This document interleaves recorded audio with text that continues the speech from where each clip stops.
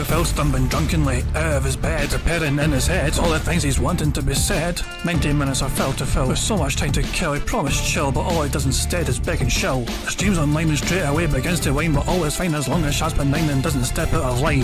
His content's immature for all to endure like fresh manure, but I feel sure he ran straight to feeling so insecure. The money earned on yesterday was withdrawn and long gone, as Phil's spending impulse is always set to stay on. If supports are also slow and stays so low and fails to grow, you never know, the show may turn into an easy bingo. Once ticked off across the board with charge to what because his code can't be ignored. Just how much TSP makes us feel so bored to help us fight or sleep and try to keep alert to watch a creep who play bingo, but Phil will bitch on why his sheep are also cheap. While DSP is chasing green, we're seeing green across the screen as Phil's routine predictability rivals are so machine. It's not in burp and leaning ban, it matters not if actually fun. His child can't see it powers make him feel less of a man. Takes a drink and starts his like before lunching into a big pretending never bills when truth is there to buy a wrestling JPEG. Talks about his shitty life of college cat and fatty life and all his strife of forgetting that it's unwell and they were rife. With drama he will react but isn't act as a fact as he rehearsed to be exact in how he felt he was attacked. She's nearly over and awareness in sight with what to white despite Phil to light that tips were not light.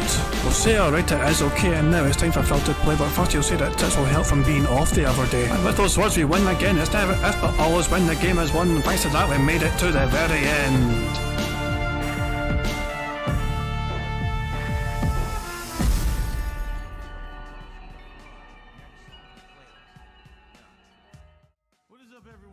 Hey guys, King Jad here, and welcome to DSP Bingo for what is today, Thursday, 29th of August 2024. I hope you're all doing very well and hope you're enjoying your week so far. You know who's having a very fun, enjoyable, robust week? Phil Burnell.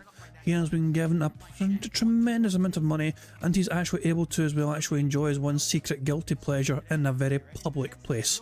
Phil Burnell began playing WWE Champions yesterday on the night stream, and oh boy was he enabled big time to play it and spend hundreds of dollars playing it on an alt account. He actually dropped to over $200 playing WWE Champions last night on an alt account, and he was given like $700. Like for the whole day, Phil received over $1,000, $325 in a day stream when he entered Keemstar, and WWE Champions time $753 on the night stream. Crazy amount of fucking money. And also Phil was like, I'm going to reinvest some of it straight away into WWE Champions. So yeah, the Phil streak continues, 23 strong, and in case you're wondering how much it's all together, $5,311 Phil has made in the month of August. So this is not even that whole month, bear in mind. In the month of August, Phil Burnell has made, let's get down to the first and make sure we include the, it's a second this way. So there we go. Phil has made $8,584 in the month of August so far. But it's only from the 16th of August onwards where this, you know, Phil streak fucking started.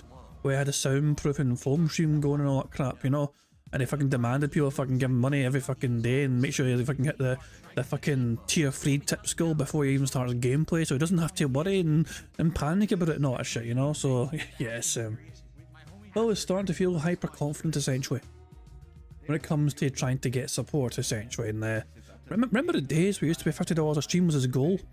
That goal is long gone. $50 a day is fucking peasant money, you know. Now he's like, oh, before even gameplay begins, we must have 150 buckaroos. There we go. But yeah, I genuinely, this is a funny thing. Like Phil, I'm not going to show you Phil's stuff from last night. Okay, Phil basically fucking wailed like crazy in the fucking game. You know, he was in his fucking element essentially. He was pretending to not understand some things in the game, which is strange because he's fucking been playing the game since it came out, which Phil admits to. He admitted back in the past when he played the game when it first came out. But Phil has a history with these fucking mobile games, and he never kicked the habit of being addicted to these mobile games. And I'm not using that word on my own volition. Phil used the word himself, and let me just show you. Let's go back in time first of all, right, when it comes to spending money in this game. Here's side scrollers, right? Asking Phil how much he drops in this game on a regular basis. Let's go 1.5 speed. But for this interrogation interview. Chris, can I ask you, Phil? Have Sure. you ever spent money on this game? Of course I have, yes. Have you spent a lot of money on this game? Good question. What does a lot mean? Anything over $100 is too much on a mobile game. So Probably when the game first came out, yes, I spent over $100 on it. That was 2017 when it first came out. Trust me, I'm versed on this game now for all the wrong reasons. So yes, in the first year. Wait, did you just flex on how good you are at the game? What'd you No, say? no, no. I said I'm versatile because I have to know about it because they're freaking putting in conspiracies about it and shit. It's ridiculous. Okay, I don't well, want to know about it. I don't want to know about it. I need to know about it because I've put me in conspiracies and some shit. I don't want to fucking know about it. This is the same person who has, by choice, been playing the game since day one and has been playing it non-stop since then. And, you know, also all our evidence, all the evidence we have at our disposal points to down from the rafters being Phil Burnell. Now, he obviously keeps denying that. He doesn't want to admit it. He kind of facetiously, half-heartedly said it was him when the Casino guys pressured him into it. But no, he doesn't. He wants to fucking pretend it's someone else's account. But he is then fucking saying he spent hundreds of dollars in this fucking thing. I think Adam Trigler was trying to ask him how much Phil has spent overall, essentially, on this mobile game. And Phil's like, when it first came out, I dropped $100 in it. And Adam's probably thinking $100 in the grand scheme of things from then to now is probably too much. But Phil's like, no, when it first came out, $100. How much money have you spent in this game? Do you mind saying? Total, I couldn't tell you. It's definitely total under $1,000 over the years that it's been in. Yeah, I don't know about that, Phil.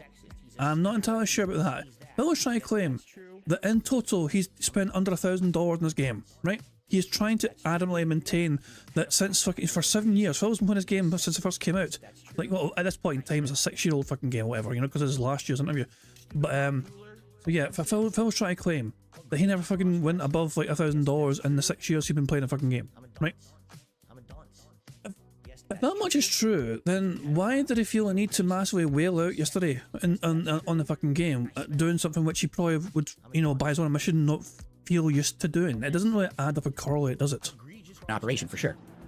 Okay, not over $1,000. No, Because that's not what people think. That's They correct. think, Oh, they I think know. that you're some sort of a whale in that game. Oh, I know. I've seen every. You know, well, okay. I haven't seen every video. I've heard it all. First, it was like thousands, then it was 10,000, then it was 20, then it was 40. Now it's 100. I think 100,000 supposedly I spent on this game. Well, we started talking about it, and you instantly went into just attacking other people. Like, we don't have to, like, your detractors. Like, they may deserve it. I don't know, but we can have this conversation without even bringing them up. Sure. Right? We'll bring them up if they're you know you're saying you're instantly going to they're making up shit. But you do play this game. You have spent money on it, and I think what's happening is when you're begging your audience for money and then complaining that, you know, this King's Feast is too expensive for a $60 meal, and you're stressing for money, and then putting money into a game that is a mobile game that is, I mean, let's face it, mobile games are not necessary in life. Nope. Spending any amount of money on a mobile game, I've never played this WWE. I don't even know. I saw like a picture of it, and it looked like Candy Crush or such. I don't know what the hell it is, you know, but it just feels like they feel like you're just using them to, like, using your audience. And like, I don't want to be used. I personally, I don't like feeling used. I've been used by people in the past, and I don't have time for that in my life. So when people are watching someone online and supporting them and then feel used, like when, you know, you say you beg too much, and you know, you're working on that, which is good, because as I said, it's not a good look. But even talking about, hey, this other game that they believe you're a whale in, but why do they think you're a whale? Where are they getting this? See, here's the thing. I don't exactly know. There's been so much to this thing over the years that, you know, so I'm just going to briefly in my head try to go over what I remember. Apparently, at first, it was that there was an account in the game. That's the name of the account was They Call Me DSP. Okay? Which is also your Twitter handle. That's correct. And so just by that association, they're assuming that's me in the game. Okay. Oh, you used that handle as well when you fucking played Pokemon Go, so it's a fair assumption to fucking make. Who would want to fucking call himself They Call Me DSP randomly and arbitrarily? And also, why would the user in that game, They Call Me DSP, have a fucking problem with someone else's username called Mid-First Bank? Like, if They Call Me DSP in the game was not the real DSP, then why would this other They Call Me DSP want to try and get a user called Mid-First Bank removed from a faction they were in? Without saying anything at all, just the name apparently Mid-First Bank. Who, by the way, was Phil's bank who was dealing with fucking his foreclosure back in Connecticut, whatever. So why would the other They Call Me DSP have such a problem with someone just calling themselves Mid-First Bank? The real Phil Burnell, of course, naturally would have a problem with that because that's a fucking detractor meme. You know, the real Phil Burnell, the real They Call Me DSP, would have a real big problem with that detractor meme existing in his fucking WWE Champions faction. But this alternative They Call Me DSP, which is not Phil, why the hell would they have a problem with how you someone called Mid-First Bank? It makes no sense, does it? But there's also a lot more to this fucking clip or whatever, but I just kind of wanted to kind of show that Phil was trying to claim he wasn't spending like massive amounts of fucking money back in the day on, you know, back when it first came out, WWE Champions. But there is history. Phil has literally a decade of history of whaling in his mobile games to the point where it becomes, it kind of takes over his fucking life. And by the way, all these wee clips I'm going to show, by the way, there's a link in the chat right now That link is for the stream that WPIG done like 7 months ago. So ALT and Meerkat were doing it's like a 4-hour stream where they go over the whole Supercard saga. Okay, Phil had a massive problem with WWE Supercard back in the fucking day in 2014. And like he was wailing like fucking crazy and all that shit, you know what I mean, in that fucking game, and it took over his fucking life essentially. Sometimes Phil missed actually making content for his channel because he was too fucking busy playing WWE Supercard. It got that fucking bad.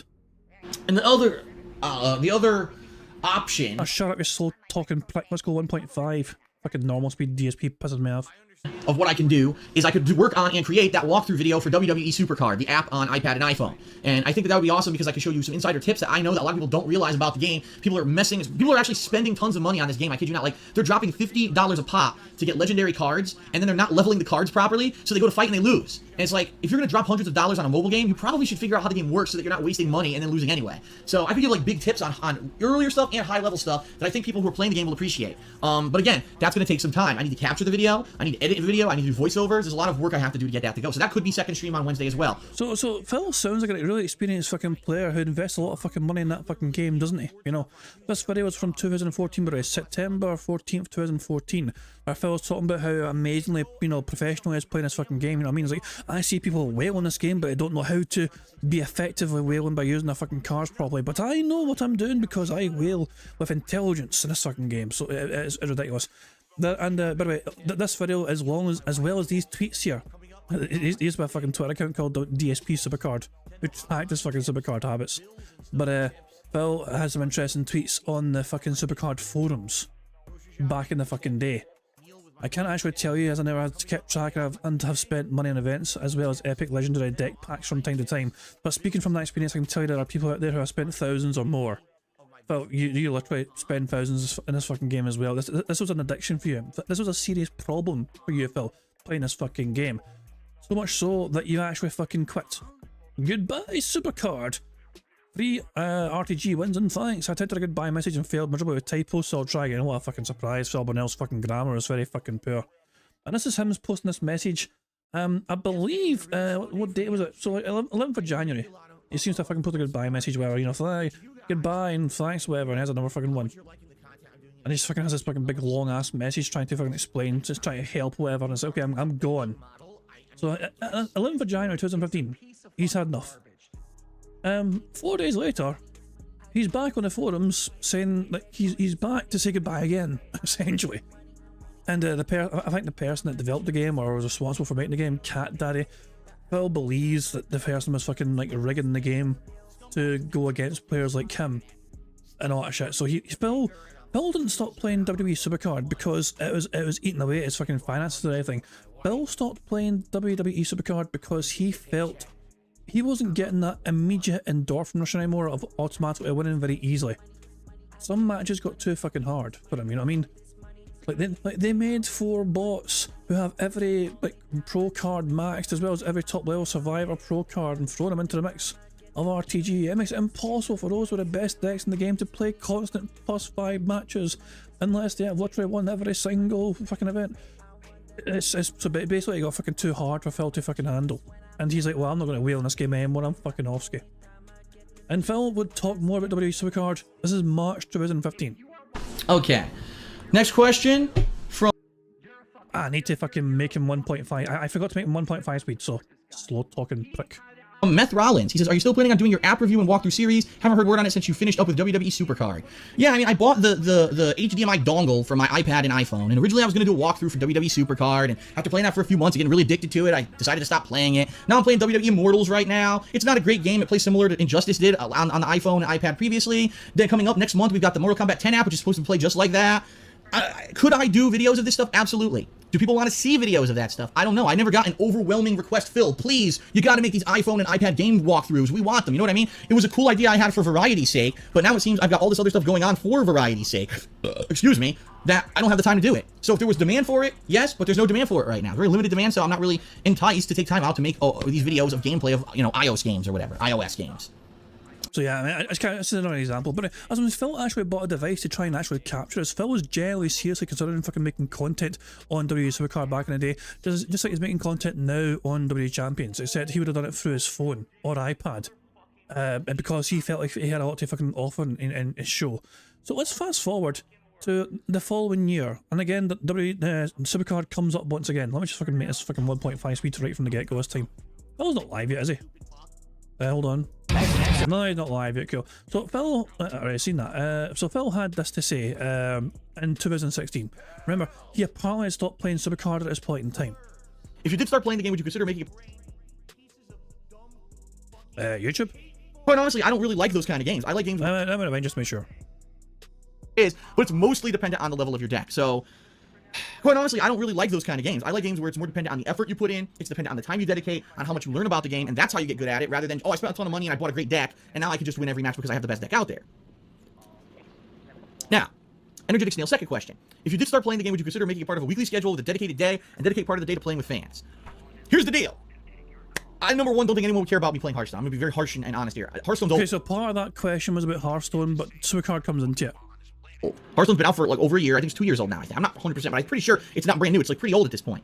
I don't think anyone will care about watching me play Hearthstone. I really don't. Even though I have the capability, I can capture from my iPad. I don't think anyone would care. That's number one. Number two, I'm not great at the game. I win, but I only win because I got good cards by buying cards, and it's stupid. Like, to see me play, it's kind of like any of these mobile games. To record and put the footage on YouTube is kind of like saying, look, I sunk a ton of money into the game, and neener, I have more money than you. That's why there's people who play other games too. Like over the years, what was it? Over a year ago, I was playing this game called WWE Supercard, and even though you could earn great cards just by playing the game, ultimately the top players in the game spent money to buy cards, and they were the reason. That was the reason why they were the top players. There's people on YouTube right now that do videos of Supercard, and that's all they're known for. Okay, but when you watch, it's like, oh, I'm gonna open card packs. Do you really want to watch someone? Oh, I have more money than you, so I'm gonna buy a card pack and open it and make you insanely jealous. That's basically what the videos are, and I'm like, first of all, I don't want to sink a ton of money into a mobile game. I don't have a ton of money. I'll have a few bucks here and there. I'll sink like I did with Hearthstone to try, oh, I wonder what happens if I open a couple card packs. Oh shit, look, I got great cards. But I'm not gonna sink hundreds and bajillions of dollars into these fucking games. It's ridiculous. It's a mobile fucking game. You know what I mean? And this is what people do. They get addicted to it. And they gotta sink. That's why, again, they make $30 billion a month because people get so addicted. I gotta sink more money into it to stay at the top. I don't think making videos of that is any, like right now, if I made a video, undoubtedly people say, oh, look at that card Phil has. He spent a ton of money to get it, which I didn't, but of course that's what they would say. So what's the point? I mean, that's true. The whole point of the game is you spend a ton of money to get good cards. So what's the fucking point of me doing Hearthstone videos? I don't think there is one, all right? Now, I could be completely wrong, and immediately people will go, Phil, you've got to make videos on Hearthstone. Hey, if that's the case, I'll make a few, but I don't think honestly, I don't think it's very interesting. I don't. I think it's more interesting to play it than to watch it, for sure, but let me know what you think. We'll see. So yeah, basically, so Phil was talking about these games like they were a fucking addiction and a fucking problem, and for him they were a problem. He admitted so as well. And this is again, this is March 2016 for the weekend preview, and this is the last like video clip I got of him talking about Supercard back in the fucking day. Okay. Oh, I forgot to speed up the fucking video because he's fucking slow talking prick. Hold on, 1.5. Normal speed DSP pisses me off. Now, I want to say this up front. I want to tell everyone, because people are going to be like, oh, how's he playing? Damn it, YouTube, stop being a prick. Just like, boom, play your card, like speed playing almost. Let's frickin' rewind at 5 seconds just to make sure nothing fucking missed. Right away. And that's not how the game usually works. Usually you have to put down a card, wait a turn, and then Let me just fucking rewind at 10 seconds in case I fucking missed anything. a random gameplay element selected. So for example, last week the element was whenever you cast a card, put a card down, you immediately can play it no matter what. Like just boom, play it right away. This is Hearthstone. And that's not how the game again. usually works. Usually you have to put down a card, wait a turn, and This then is you use it the next turn. Hearthstone Now it's just like boom, play your card like speed playing. But Supercard comes this week now. it's different. This week it's like random, where just whatever you play, a random thing pops up. You choose one and it completely changes the game. I don't know if that's still going to be open on Wednesday or not. If it is, I might try it. If it's not open, well, I can't do it. You know, they usually open it for like 4 or 5 days and they close it for a day or two. So I may do that too. We'll see. Okay. Now I want to say this up front. Here we go. I want to tell everyone because people are going to be like, oh, how's he playing? I got cards because I had credit in the iTunes store from presents from like 2 years ago. About 2 years ago, I was playing this game, WWE Supercard, a ton, okay? And I was just playing the living shit out of it. I was addicted. By the way, Phil's face when he says ton here is a picture. I mean, I feel like it's one of those ones where it's like, it might be worth just fucking taking a quick screenshot of it. About 2 years ago, I was playing this game, WWE Supercard, a ton. You see what I mean? Well, it's just a ton with the fucking, yeah, that face right fucking there. So, mid-rant, I know, and it's old as hell, but still, this picture is, like, quite funny. Like, if Phil's saying a ton with his face going all weird that way, of course, we're going to fucking get a wee screenshot of that, because why not? Give me a wee second here, and go here, and remove the master. Is Phil live yet? Oh shit, he is as well. I didn't realise Phil was live. He's been live for a couple of minutes now. Did he talk before streaming? Give me a second here. Was he talking here? Oh Jesus, no he wasn't. So we can fast forward past his crappy intro. And just pause it right fucking there, and then I'll just fucking have some speed up just going. I'll just put it on 1.5 straight away. Right, so the image. There we go. Let me send this to Meester before he asks for it. What is he? There you go. I'll put it in the mail Discord. The mail Discord has it. But Jesus Christ, by the way. Aviga and Tacozilla are fucking scaring the fucking bejesus at me. Because, so, yeah, Aviga has created that. You know. Which is, like, horrifying. And then he's like, I'm going to add some more creepiness to it. And did this. And Tacozilla's like, oh, that looks like fun. I think I'll hop on the fucking bandwagon. And Tacozilla created that. I was like, yeah, this is horrifying. These are artistic as hell, but these are horrifying. I'm not going to be able to fucking sleep tonight, for fuck's sake. You know, so I was like, there we go. That's what's currently in the fucking members Discord right now. I've got, you know, I've got fucking a vegan Tacozilla scaring the shite out of me with these fucking creepy ass pictures of DSP. Fuck me, man. Jesus Christ. But yeah. So anyway, let's get back to Phil talking about how he had to spend a ton on Supercard. Store from presents from like 2 years ago. About 2 years ago, I was playing this game, WWE Supercard, a ton, okay? And I was just playing the living shit out of it. I was addicted to it. And I eventually stopped playing it. Notice that word, addicted. Phil admits he had an addiction to this fucking game. And he says that like so fucking casually, like it's not a big fucking deal. An addiction to a game where you wail and a bunch of you spend a whole bunch of fucking money and get nothing in return. That's a serious fucking problem. A financial crippling black hole of a fucking problem, okay? Over a year ago, I stopped playing it, actually, because it was taking up way too much of my time. I cannot have this take up so much fucking time. It's ridiculous. It's a time waster game. It's a money waster game. I don't want to play it anymore. But when I was playing it a lot, I told my family, and for Christmas, like 2 years ago, well, not 2 years, it was not this past Christmas, the Christmas before, I got a bunch of iTunes credits. Like hundreds of dollars of credits for iTunes. Now the thing is, I don't buy music. Like I wouldn't buy music and buy an album on my phone to listen to or whatever, and anything like that. I don't even listen to music on my PC. So literally, these cards have sat around, and I haven't used them. I use them on Hearthstone this week for this stream because they're just sitting there, right there. They're valueless unless I do something with them. I says, here's an opportunity. I put them in. I'll tell you, I got a bunch of cards. Some of the highest level epic cards, but I guess they're only specific to a certain class. Like for example, I got one that's a really good card, but I can only use it I think when I'm like a class that I usually don't play. Blah blah blah blah. The point is, obviously, he was wailing so much in the fucking game. He begged his fucking mummy and daddy to fucking send him a bunch of fucking iTunes fucking vouchers, so he can fucking wail in the fucking game. Like his one demand for Christmas presents was send iTunes voucher cards or whatever. And keep wailing Supercard. But I fucking stopped playing Supercard, so he fucking has to use them in fucking Hearthstone instead. Poor little piggy. One little interesting thing from last night, which Shinko clicked fantastically here. So, interesting little slip up here from Phil Burnell, where he talks about spending in this game. Alright, so we're going to do that. However, in order to do that, I have to hide with the account, and the reason being, because when you click on that, it basically brings up the funding screen, and the funding screen shows fucking shit. I'm like, well, I can't do that. I don't want you to see my fucking credit cards and shit, or bank cards, or my PayPal. So, or your PayPal. Yeah, but credit cards.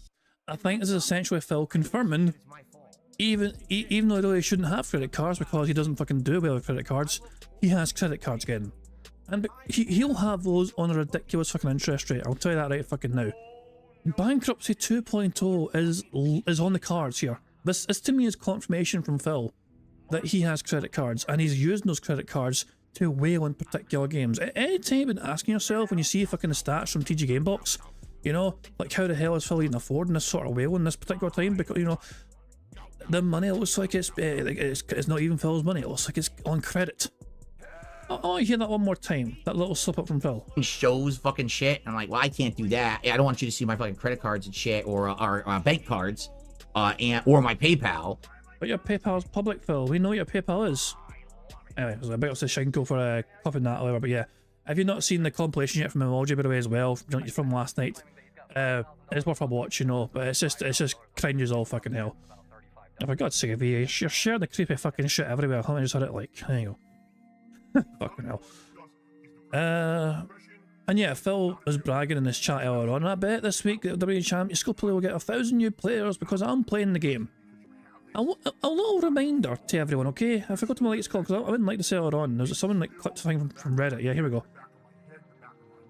This is the actual WWE Champions Reddit thread Friendly reminder, any reference, comment, shitpost, joke, link or whatever related to DSP Gaming equals ban.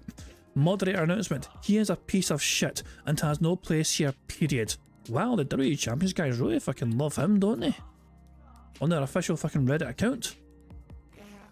Like they're Jesus, man. There was a moderator saying that. Oh my god, what's up? Thank you very much, J.K. Denson, for the super chat. Who says, as a person who has wailed on TikTok Live, watching him play WWE Champions gave me that vibe that if you don't watch it, you'll never notice you blew $200. There you fucking go. it's like, these things, like, it's easy to sometimes fall into a, whether it's gacha gaming or it's like gambling in general or whatever, or as you say, TikTok Live, there's a variety of methods and ways where it's easy to fucking fall into the trap of fucking just spending more money than you intended to spend. I've fallen into this fucking thing myself years ago, you know what I mean? So years ago, I remember I almost fucking developed a gambling problem. I was very close to fucking developing a gambling problem. Like you do like £5, £10 here and there, whatever, you know what I mean? And a fucking bet loses, you try and you see you spending on fucking 10 or whatever, try to fucking chase your losses. Before you fucking know it, you spend like fucking hundreds of pounds, try to fucking, you know, get a fucking win and get win back, you know, 20. I lost £200 today, but I just won fucking 25, so I'm up. No. Things like that. So I had one bad like month, I think, where it's like, holy shit, there's a serious fucking problem, you know, so I need to fucking like put a curb to this or whatever. Yeah, so it's easy to sometimes fall into the fucking trap of just like, without even realising it. All of a sudden it's like, you can't do it without even thinking, and sometimes you get fucking just caught into this fucking thing. It really is, like, it's a strange thing, and also the internet as well, the internet age, it's so fucking easy to fall into this fucking potential trap as well. But my point that I want to make before we even begin bingo, the point I'm trying to stress here, Phil has always had a problem with, you know, being this addiction. This is an addiction that Phil has had for a decade now, essentially. He never stopped playing the game because he thought, oh my god, I'm blowing too much fucking money, this is a serious problem. All Phil did was transition from one game to the next because he swapped WWE Supercard with a game called WWE Immortals, which was a buggy mobile game, but Phil fucking kept playing that instead because he's like, fuck you, Supercard, you're too hard for me now, I don't want to fucking play you anymore. And obviously he's playing Hearthstone as well, and he's playing all his other fucking games. He was playing so many mobile games, he was actually thinking about making content for it with a special fucking device he got to capture from his iPad and iPhone. But then at the end of the day, the effort of fucking making that and creating the content and editing the content got too much of Phil. I was like, nah, fuck that shit, I'm not doing it. But he was actually going to fucking do that because he was playing so much of his mobile game content. So Phil's always had a problem with us. He's had addiction with us the whole time, and to me he's never had that, he's never dealt with that addiction, if that makes sense. Like, he's never like fucking actually, he just transitions from one game to the next, to the next, to the next, to the next. It's like a sex addict moving from one partner to a different partner to a different partner, or whatever. You know, there's other examples, obviously, you know what I mean, but you get what I'm saying. It's like, Phil did not deal with the addiction, he just moved on and fucking put money into some other game instead, you know? And now his audience are literally enabling him to fulfill that crippling financial addiction publicly. And I feel like this is not going to be good for Phil in the long run. And it's not really up to us to try and do, I mean, all we can do is fucking point out Phil has a serious problem when it comes to spending money on things like these fucking gacha games, okay? Phil claims he hasn't got a fucking problem, Phil's just fucking saying, I'm going to roll with a fucking meme, whatever. We might witness this guy fucking destroy himself. But at the same time, all we can do is fucking just sit here and observe. It's not even his fans that are enabling it, that's the fucking worst part. It's a group of new fans who came over from Kino Casino, essentially, that have given him the confidence to just fucking clown it up or whatever and go for it, you know what I mean? And do I think the new fans really care about Phil's welfare compared to his fucking long time serving dent heads? And not really. Most of his dent heads don't want nothing to do with the fucking drama. Most of his dent heads don't want anything to do with things like WWE Champions.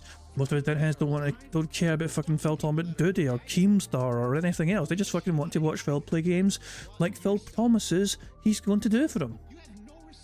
But lo and fucking behold, Phil has to just clown up for the fucking Kino guys because they're the cool kids in town.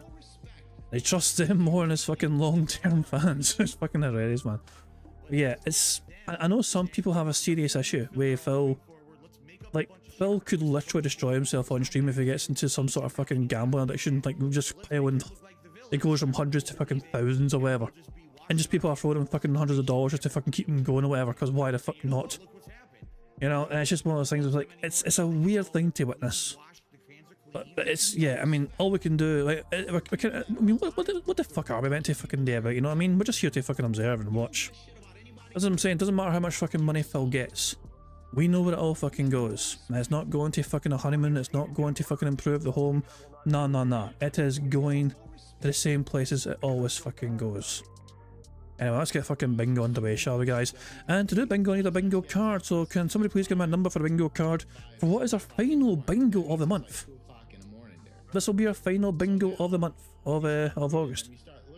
The very first number in chat I saw was from little Happy Feet himself, 69 from Lord Diaz. Interesting number. But there we go, Lord Diaz. So we were streaming earlier on, Lord Diaz was doing his Dance Revolution, or Step Mania. Is it Dance Revolution or is it Step Mania? I call it both, but aren't they two different games? I don't even know. But yeah, Lord Diaz anyway in the house. Little Happy Feet himself. I call him Happy Feet just because he's a little midget with dancing feet. But yeah. But yeah, he was having a good stream earlier on, you know what I mean? Having a good time showing off his fucking muscular legs in his wee arms. But there we go, it's a good time had by all. So let's see if 69 is a good number for the bingo card today. And here we go. And by the way, yeah, I changed one of the things on the tip board. You might see I changed something.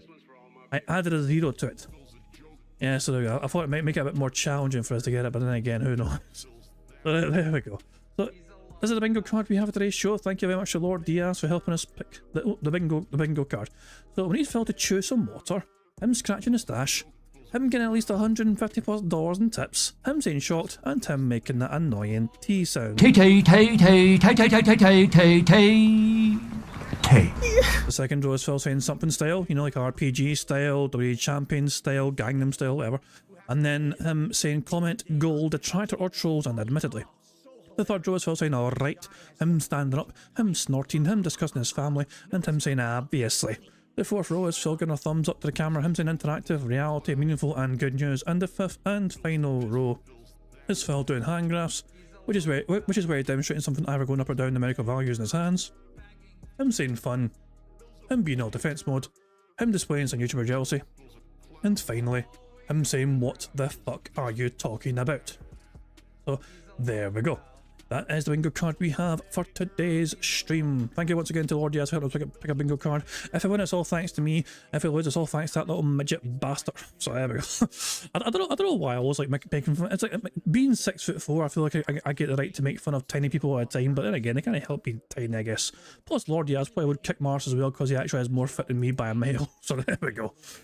I'm a very big target, to be fair. Anyway, that's the bingo card we have for today's stream. And yeah, if we win bingo today, we'll add $25 to the bingo prize fund, which is currently sitting at 210 buckaroos. So a victory in the bingo today would give us $235 for the bingo prize fund. Not only that, we would also have... I'm trying to tell him what to do for marbles, because we're not going to have... There's no bingo tomorrow, okay? Because Phil's off. And I don't do bingos on Saturday, but Saturday's also the first, no, Saturday's the 31st. But I don't stream on Saturdays. I'm not going to be here on Saturday. So I'm thinking of doing we're definitely doing marbles after the stream, put it that way.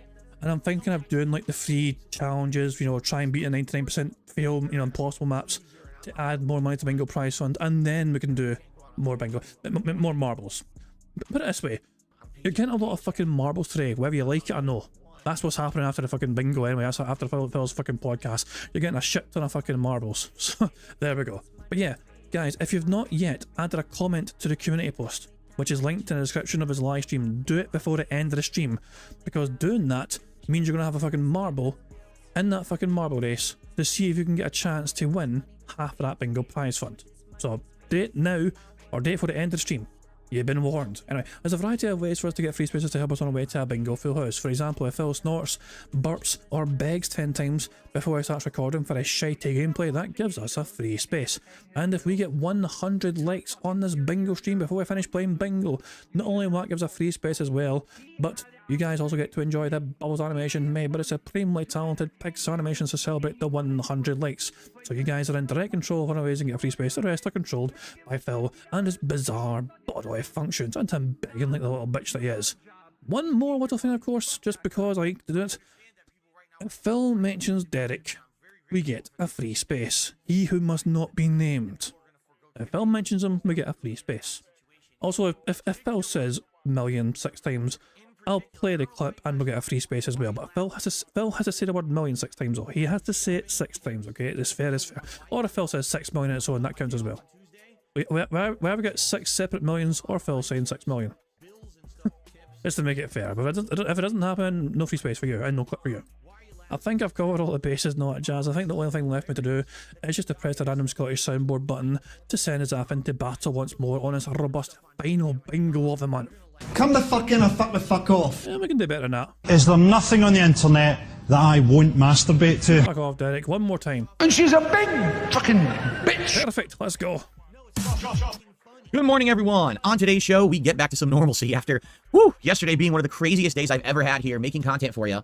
We're going to have a regular podcast today, although the topics certainly aren't too tame. Number one, someone has threatened to sue me publicly on YouTube. Normally not how it works, so I want to get to the bottom of it today. We're going to watch this together and analyze it. In addition, Review Tech USA. Burger. And there's a big news story regarding Star Wars Outlaws. Do you think it could possibly be positive? Burger. Nope. It's pretty bad, actually. Luckily, it won't affect me, but I feel like we should talk about it. All these stories and more on today's episode of the Level 1 Podcast. Ah, for God's sake, let's just fast forward past this shitey intro. Mechanism says if I get 6 million Argentinian donations, will you play the clip? Absolutely. Yeah, if that happens, absolutely. See, I've never... See, unlike Phil Burnell, I wouldn't complain about Argentinian-style contributions. I love the Argentinians. We Maradona, hand of God, made England cry. Fucking love them. Probably click on the correct screen. Good morning, everyone. Today is my final consecutive streaming day of the week, and what that means is I've been here 7 straight days this week.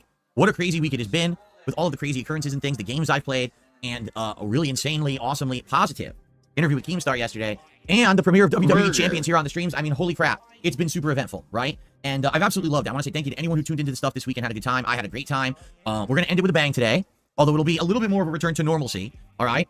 Regular Level 1 podcast today, although, again, some of these topics are quite interesting. And then later, it's Black Myth Wukong, finally continuing here. I know some people have been waiting several days for me to play the game again, and we're going to jump back into it today, full force. And tonight on the late stream, it is WWE Champions Day 2, where we're going to try to actually unlock the good content. The way the game was set up, sadly, when we played it for the first time last night, is that the actual good events that everyone likes to play were locked until we hit level 5, and we only got to, like, level 3.7 or something, you know what I mean? We got to play it more to unlock the good content, so, wow.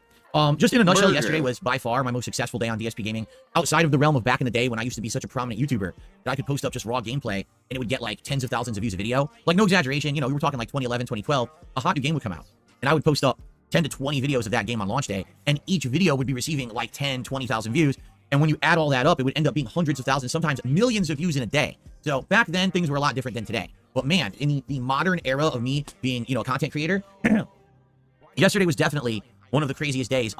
Insane amount of views on my stream with the interview with Keemstar. I think it maxed out around 2.7 thousand viewers. That video is on demand and available raw, and I think it right now has around 26, 27,000 views on it and climbing.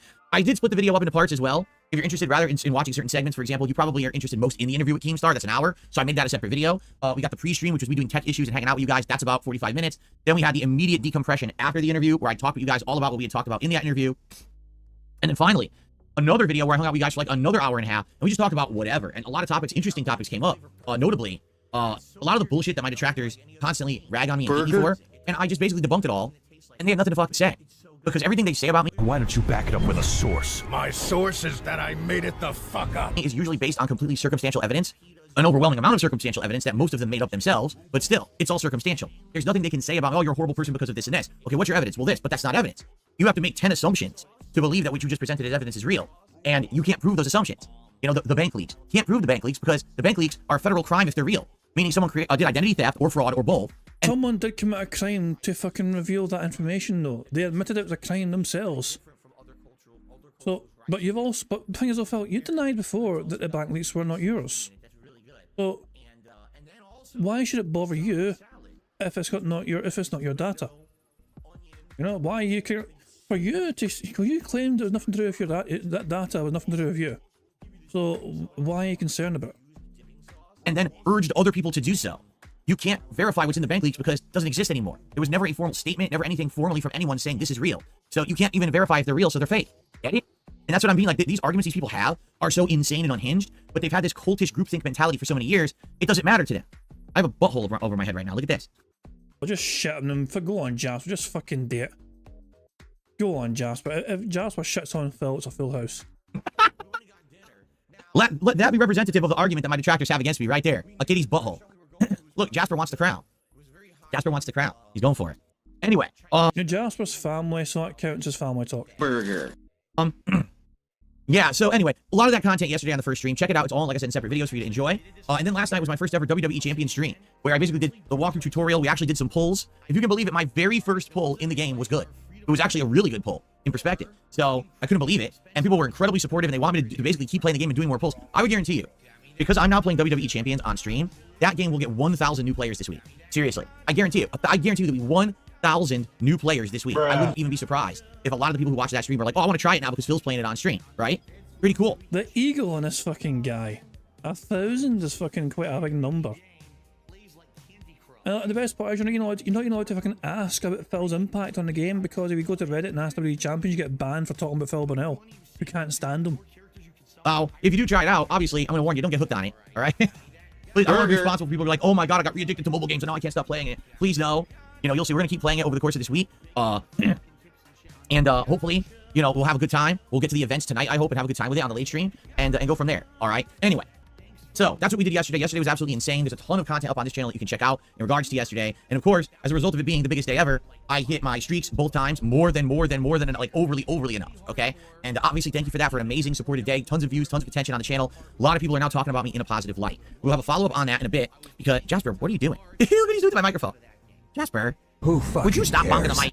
Stop bonking the mic, you nut. You're trying to get face rubs. So there'll be a follow up to that on today's show. What I want to tell you about was a little bit about last night, and some of the things, the feelers that I sent out and stuff like that. In a bit. The feelers. Fucking prick. Hold on, this fucking arsehole. I know he's fucking talking about this prick. Where is it? Where is it?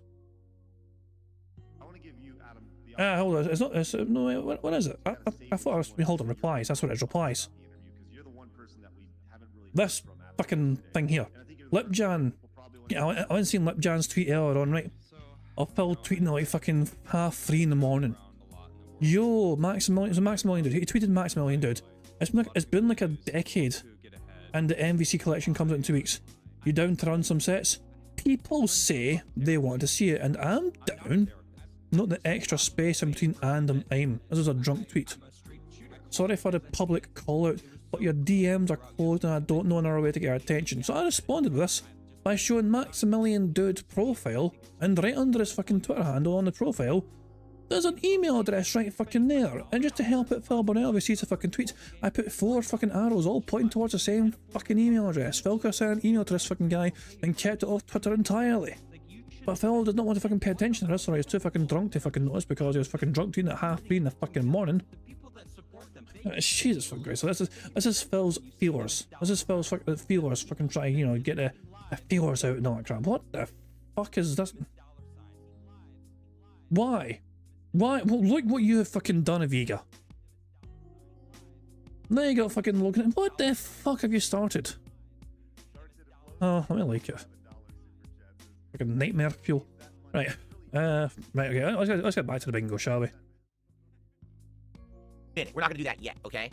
So I know he wants attention. No, he wants attention and he wants face rubs. He loves face rubs. He loves to get a little, you know, on the sides of his head here. He loves it. There's a little receptors that kitties have. It's very quiet all of a sudden. Let me just boost Phil's volume until it fixes itself. Face rubs. He loves to get a little, you know, on the sides of his head here. He loves it. There's a little receptors that kitties have on the sides of their head. Shut up, bitch! Anyway, okay, so yesterday was a huge, absolutely insane. Today probably will not be as huge or absolutely insane, because it is a normal day. We're gonna have a normal podcast, although we're talking about some interesting topics, and a Black Myth Wukong session of around 3 hours of gameplay today. I'm excited to get back into the game after not having played it for a few days. I'm playing on my new hard drive now. Remember the other day I showed you I got a new hard drive that was donated? So we'll be playing it off that hard drive. I have no clue if that'll make the game run any better or anything. I guess we'll find out as we play today, right? So it should be fun.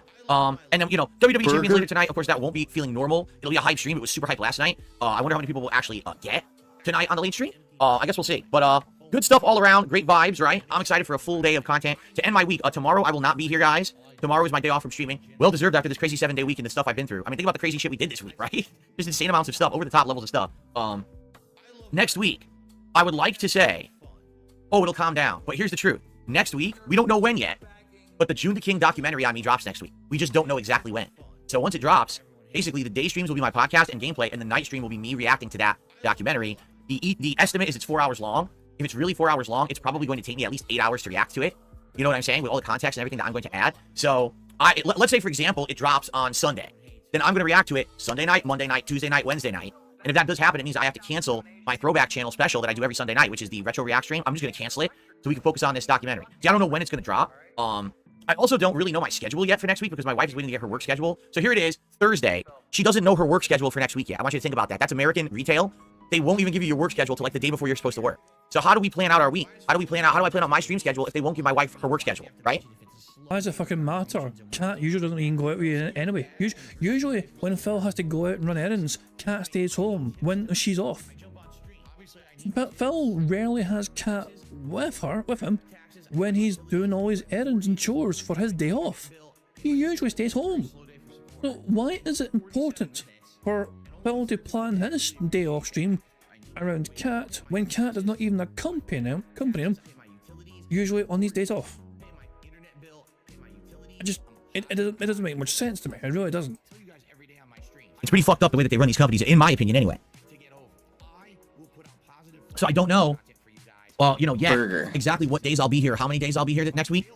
But I'm hoping there's enough, like when the documentary drops, I hope there's enough days in a row for me to cover the documentary. How much would it suck if it's like, I do 3 days, I don't finish, then I have to take a day off and I come back and then I have to resume, but there's a day in between. I just want to go through it and get it done. You know what I'm saying? I just want to go whoop right through the documentary. So let's see how it goes. And go from there. So next week, as much as I'd like to say back to normal, I mean, not really. And that's why when people are saying stuff like, so what's your next new game? Are you going to play Visions of Mana? Are you going to play this remake? Are you going to play blah, blah, blah? And I'm like, wait, hold on a second here. I understand that there's a ton of games coming out. For example, the casting of Frank Stone, which is that horror game, is supposed to come out September 3rd. But it's Champions, September 3rd. Astrobot, September 6th. Warhammer 40K, Space Marine 2, September 9th. NBC Collection, September 12th. And that's only the first half of September. Out of that, right now, realistically, I really only see myself playing probably Astrobot. And maybe Space Marine 2. Like, I don't see how I could possibly play these other games that are in between, because I got to keep focusing on Black Myth Wukong. I'm probably going to go back to Star Wars Outlaws a bit, and we've got the Call of Duty Black Ops 6 beta this weekend that I'm going to play on Saturday. I can't play another 10 games. You know what I mean? Like, I can't play 10 games at once and then react to this documentary and everything. So I knew this was going to happen. I knew we were going to be overloaded in September with this documentary coming out. I'm going to be honest with you guys. I was actually hoping the documentary was going to come out earlier in August, and it just didn't make it. I'm like, oh, it would have worked out a little better. So anyway, we'll see what happens. And go from there. But either way, it's going to be a wild week coming up. It really is, okay? I know it's going to be exciting. So, all right. Anyway, now that we've talked about that, I think what we should do is let's do a little bit of follow-up on yesterday, all right? Because I have 3 things to talk about on the show today. Number 1, the follow-up from yesterday, the discussion with Keemstar and how that led into stuff I did last night and stuff I discovered. Number 2, this person who's apparently saying they're going to sue me. We're going to look at that together. And number 3, there's the Star Wars Outlaws news story, okay? Let's do a follow-up on yesterday. So yesterday, the interview with Keemstar. Oh, by the way, hold on. Shout-outs for contributions. My bad, they came in. Let's do shout-outs. First of all, shout-out to Rare Tricks, 8 months as a member. August was a great month for DSP. I mean, August was the month for DSP, right? August was the month for me. It was the comeback month. I mean, within the first few days of August, I got a gifted webcam, I got a gifted PC, and then I talked to the Kino Casino guys, and then I showed up on Kino Casino, and then we did our co-op reactor rich, and then it just kept steamrolling from there, right? Stuff just kept happening. Happening. It was absolutely wild. What a month, right? And I'm loving it. Just so you guys know, I'm absolutely loving it. And I know that every week it just seems like there's more crazy shit going on. Next week there's my documentary. The week after that, who knows? We'll see. But it continues. I'm happy. I'm happy to have a lot of stuff going on and a lot of people wanting to see what I'm up to. Okay, I'm very pleased. So that's actually an improvement from usual Phil, right? So far, Phil is focusing on the positives here, right? I've had a big go at him before. When he has something good happen to him, he'll often focus on the negatives and try and spin it into some sort of fucking strange negative and like hateful attack or whatever. But here's Phil actually embracing it for a change and saying, look, this has been a great fucking month or whatever. He's focusing on all the fucking good things that happened to him, and he's saying he's happy or whatever. He's actually not mentioning too many negatives right now, and this is actually a rare positive. I'm going to say if Phil maintains that, focusing on the positives and not dwelling on the fucking negatives, and naturally it's a fucking money high, naturally it's a fucking money high, you know what I mean? But Phil usually did fucking lean into, things are going well, but these fuckers are saying this and those fuckers are doing that, or whatever.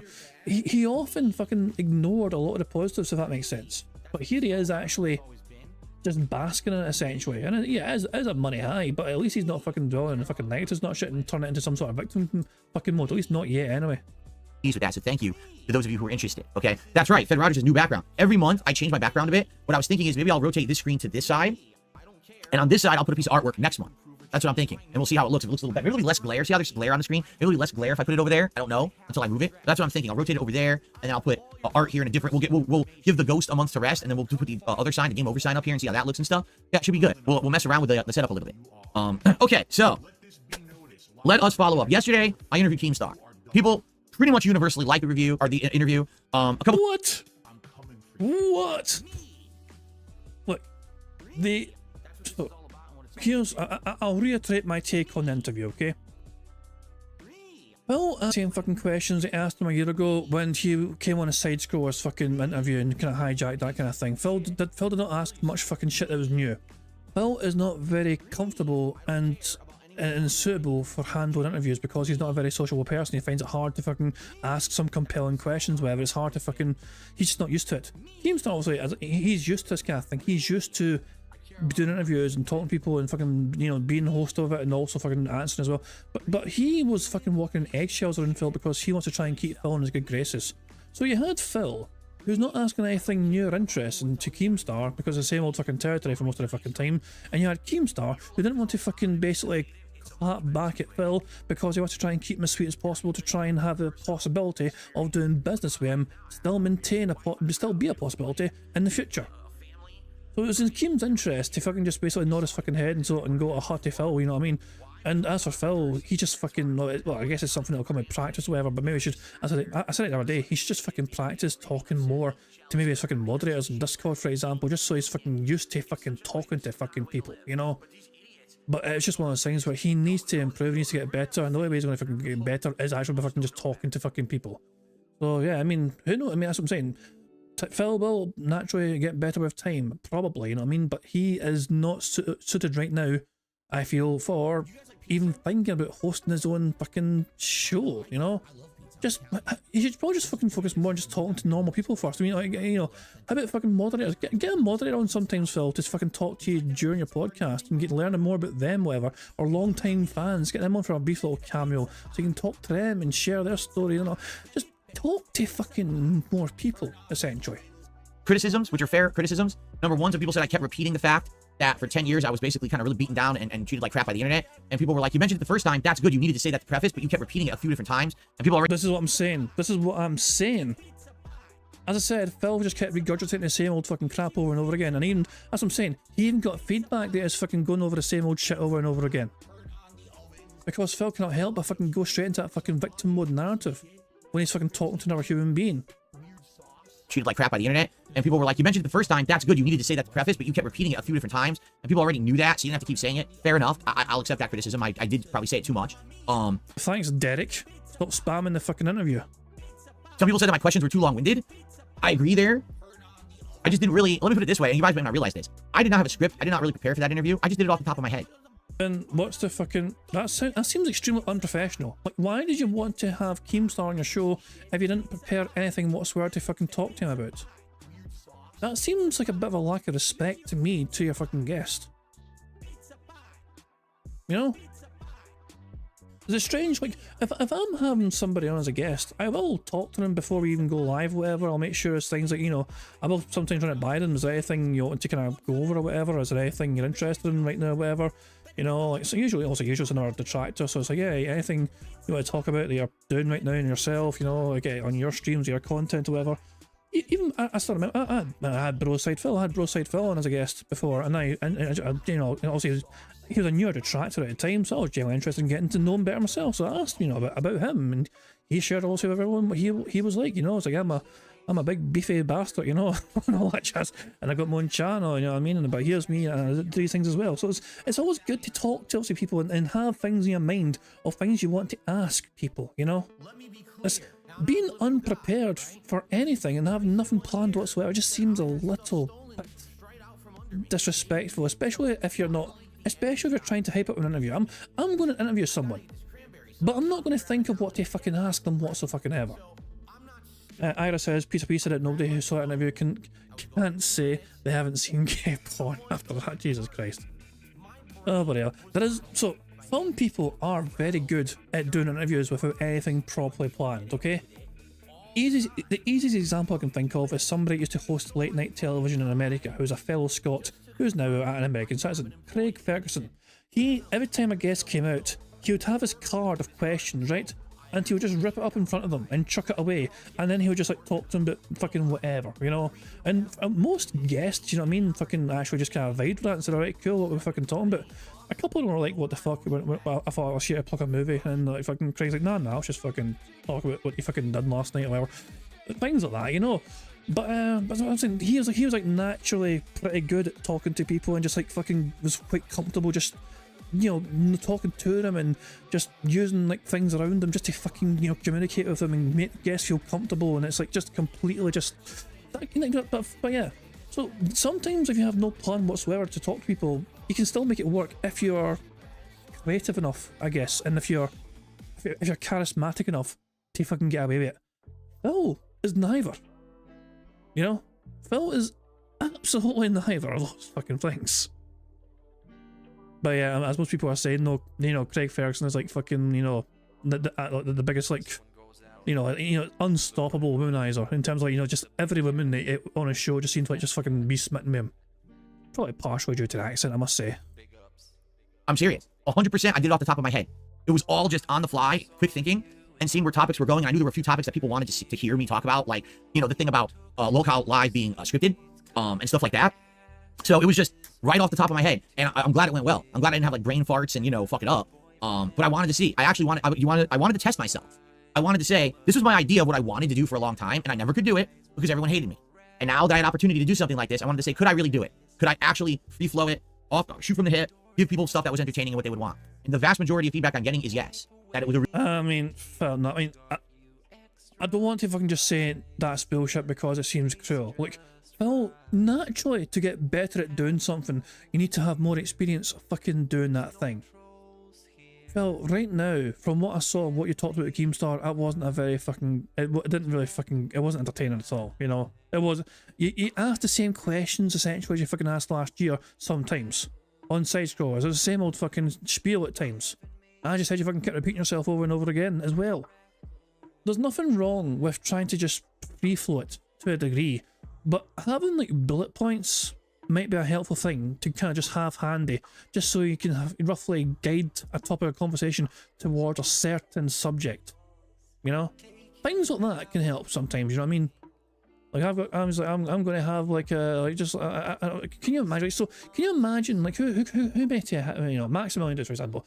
Phil, if Maximilian Dude says yes, I'll fucking go on your podcast and we'll fucking have a talk or whatever. What sort of things should Phil ask Maximilian Dude? You know? That's one of those things, like, and Phil won't even think of things that he should ask him. It'll probably just be all fucking FGC stuff and back in the fucking day and all this crap, you know, and I came forth the evil and all that fucking nonsense. Naturally, Phil will make it about himself, of course. really good interview and everyone liked it, okay? So I'm very happy for that. Thank you to anyone who was there for it. I'm glad you enjoyed it. There's been some stuff that's happened as a result of it, and we'll talk about that in a second, but I have 2 shout-outs to do. First of all, I received a 5... That was a hell of a mic bump, by the way. He fucking Goomba stomped that microphone with his fucking hand. Glad you enjoyed it. There's been some stuff that's happened as a result of it, and we'll talk about that in a second, but I have 2 shout-outs to do. First of all, I received a $5 tip. Okay, I am not adding the fucking tips up as we go. I'll just wait until fucking Sunday. It's always confusing when I try to fucking calculate tips, but I've done like a partial one during the fucking this fucking bingo, and then I need to try and add up later on. It's like, wait, whether I start, whether I end. Fuck it. I'll just wait till fucking Sunday. Hey Phil, I'm glad to see you get much deserved second chance at some exposure. Well deserved, and thank you for your content. Thank you, whoever that was. Anonymous tipper. I appreciate that very, very much. I'm glad that people are enjoying the content that I put out because, you know, I've been working hard for a long time. You know what I mean? Like, this isn't just something I just started doing. This is something that I've been doing for quite some time. And the fact that I feel like just a lot of people didn't pay attention to it because they just hated me for, because everyone hates Phil, right? So now the fact that at least the hard work that I put in is kind of finally paying off, and now people are seeing my work and liking it, it feels good. You know, people are seeing your work and liking it. Based on what, Phil? Exactly. Let's look at your gaming content. WWE Champions got decent views, what a fucking surprise. But what about the other gaming stuff you've got on your channel? Goutlaws has still got mid 500s. Not great views for Goutlaws, I must say. It's kind of dying a little death, I mean, pretty much. What Black Myth Wukong? You've not played that game in a good fucking while. What was the last time you played Black Myth Wukong? There you go. 4 days ago, 900 views, 750 views, 1k views for part 10, part 9, 902 views. It's not a really big massive uptick in people enjoying your gaming content, is it? But yeah, whatever, Phil. You believe all you want. You got like fucking millions of people more watching you. But a long time coming. A lot of time that I grinded there to maintain, because I could have given up at any point during the last decade. I could have just given up. I said, fuck it. I guess I'm never gonna be able to do nothing because everyone just keeps hating me. But now it looks like that's changing for the better, and I'm very happy for that. I received an anonymous $50 tip. Okay. Thank you so very much, an anonymous $50 tip donor here. By the way, did you guys see the new Hogan animation? I just got to show this to you because it's fucking funny. And I want to, actually, I got to move my animations back to the right-hand side of the screen. It doesn't really matter where they are. I will leave them on the left-hand side for today. I just want to show you guys this animation. This is our new pulling for Hogan's animation for WWE Champions. Yeah! We're pulling in for Hogan's. You donated and now it goes to the game. Oh yeah, brother. That's so good. That is so good. I can't wait for tonight's stream. We had a blast last night. I can't wait to play it again tonight. It was super duper fun. All right, but now let's do the real animation for this $50. I love how Phil pre-faced WWE Champion stuff is saying it was a boring game. Like it's like he actually called the game like boring to kind of play because, or boring to watch or whatever. You know, during the stream like yesterday, you know, when he started, like, we tried to introduce people to the fucking game, you know. But now he's like, oh, it's been a success and people give me so much fucking money. It's like, I can't fucking wait to really start pulling for Hogan's again. Jesus Christ, man. Like, as I said, this is Phil's. As I said earlier on, Phil's got his crippling addiction, which he's tried to fucking maintain and suppress for so long. He's never dealt with the addiction. He just fucking moved on to another fucking game. Whether it's Supercard to Immortals, Immortals to fucking WWE Champions, and WWE Champions since for 7+ years or whatever. And it's not just that fucking game either. He's fucking played all his fucking Marvel mobile games. He played Hearthstone. He played fucking all this other shit as well. He's got multiple fucking mobile games on the fucking go. And he spends money on all these fucking games. And Phil wants to fucking maintain he spent less than $1,000 in WWE Champions? Nah. Oh my dog! What's up?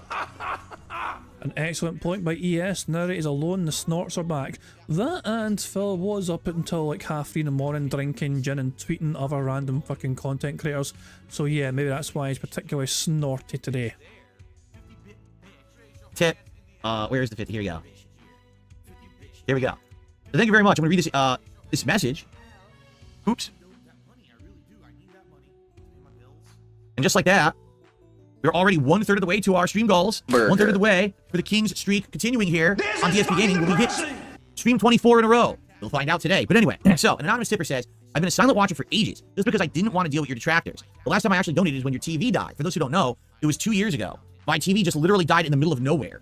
And I needed a quick replacement, and I ran on Amazon. We were looking at TVs together, and a few people were very generous and anonymously donated during that stream so that I could afford a new TV. And I ended up getting a nice Sony, which is paying now. It's paying dividends because the Sony's 120 hertz TV, 4K, all these nice bells and whistles features that if I didn't spend the money on the TV like I did, I would have had a low-end TV and I wouldn't be able to do any of the stuff I'm doing today. So I mean, it seems like a bit of a superfluous point, but Phil actually fucking used the Amazon payment plan option to buy that TV. He had the money to buy a TV outright right then and there, and just spend all the money he was given, because he was given enough money to buy a TV outright in tips that fucking night. But he chose to ignore that and went for the payment plan option instead to pay it over a series of months, which means that he obviously spent more on it over time. Because Phil just like, great, Phil's like, thanks for all that fucking money, guys. I'm going to just spend a small part of it on the fucking payment plan thing, and I'll just pocket the rest. And David Anderson says he had the option to pick up the TV from Best Buy. No, I wasn't good enough, you know. They had to bring it to his fucking home. Not only did they have to bring it to his home, they had to fucking carry up the stairs for him. They had to fucking go into the Snort Fort room itself, you know, the office where all the magic happens. They had to lift it for him, because Phil can't lift. Look at his fucking winded arms, just fucking snap off like fucking twigs. good thing I bought a future-proof TV. Hold on, ES is saying housing payment plans don't have interest as far as I know, but it's still dumb. I thought it did. I mean, I think some things have interest. I don't know. I could have sworn at least some things anyway. From what I've seen anyway, I think some things do have some interest. Maybe it depends on what kind of product you're getting and whether it's true. Yeah, as Steve says, some plans do, yeah. I'm not sure. Well, as I said, from my experience, I thought, I mean, for the ones that don't have interest, fair enough, you know what I mean? But I think, I can't mind. I mean, it's been a while since Phil had that TV stream. Should we try and find it quickly? Should we try and very quickly find it? We're only behind by 26 minutes or so, fuck it. Yeah, what video would it fucking be? Type in TV. Here we go, TV. My TV died. Send tips. Doesn't it show Amazon or something? I thought it showed on Amazon the thing. Like I thought it showed the website. Like he was like on, you know, had the website open on his fucking thing. Like I was like, how else would I have known about the fucking payment plan thing? I thought it showed it off on screen or did it talk about it?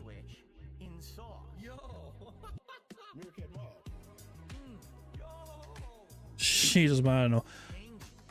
Hang on. I might not even be in the right fucking video. Hold on, but let me just search Amazon. Blah blah blah.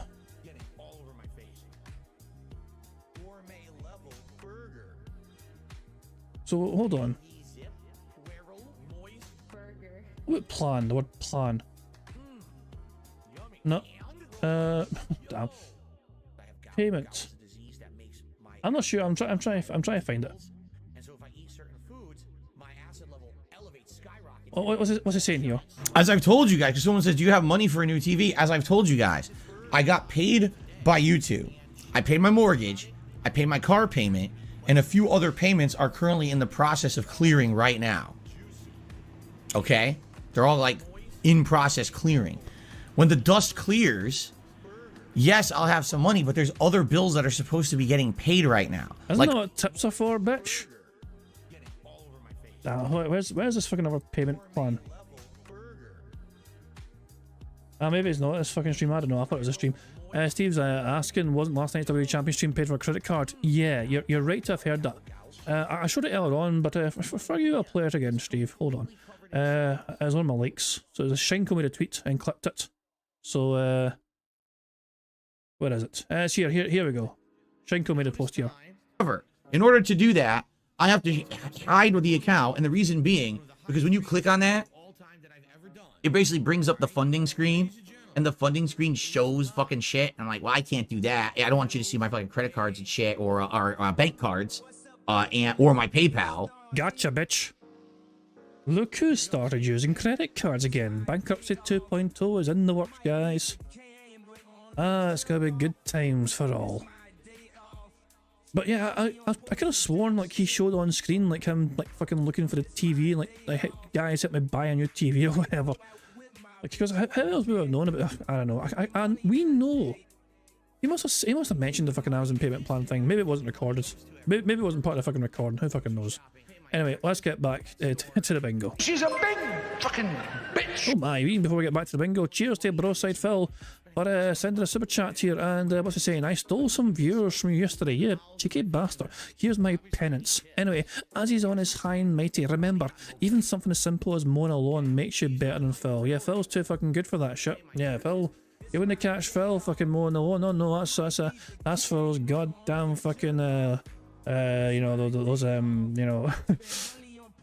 remember when he was paranoid that the fucking detractors were going to fucking pretend to be the fucking like the fucking grass cutters to try and infiltrate the Snort Fort. The detractors going to fucking dress up as fucking yeah, the landscapers. That's what it is. The landscapers. That's their official title. The landscapers. Oh bloody hell! Operation Infiltration as I go. Infiltrate the Snort Fort by pretending to fucking cut DSP's grass. Oh bloody hell! That was the funny part is someone made it as a fucking joke, and Phil took it super seriously and actually thought it was a genuine threat towards him and his fucking family or whatever. When like, because I think somebody made a joke while he was going away to Connecticut. I think this was right before the wedding, and people were talking about, oh, when Phil's away, we'll fucking go and we'll go and infiltrate, we'll pretend to be landscapers, and like it was an obvious fucking joke. And yet Phil was like, oh no, I'm concerned now, and we're gonna have someone look after the house in case fucking detractors come. Look after Jasper. So here we go. I'm loving the collabs. It's nice to see people reacting to you in a positive light. What you said about feeling like you're going to wake up and go back to how it was because you can't believe it, I know that feeling. I literally have just landed my dream job after bouncing between part-time work due to a disability, and I'm waiting for the offer to be a joke, even though I signed all the documents. Ride this positive wave, Phil. You got this, mate. And you as well. Wherever you are out there, you ride the positive wave and you make the best of it and enjoy it. Remember something. In life, There's a series of peaks and valleys, crests and falls. That's life. You're never going to stay all the way on top, but you know what? You're also never going to stay all the way down. It's going to eventually flip, all right? And so enjoy it while you can. Understand it ain't going to be perfect forever, but then when it goes low again, understand it's going to come back. You know what I mean? Like, just stay the course. Don't give up. Keep fighting. Keep grinding. And it'll work out. At least in my experience, that's been my experience, okay? Thank you so much for that $50 tip. So that, like I said, gets us to 55 bucks, and that means we are a third of the way to our goal. Let's crush the goal. Let's get it. By the end of the podcast, let's get that goal hit. So when I play Black Myth Bingo, I don't have to be worrying about it, right? By the way, we have over 500 viewers on the podcast. So I don't have to be worried about it. Phil, you got $1,000 yesterday, but you're worried you might not get 150 today, and it might worry you.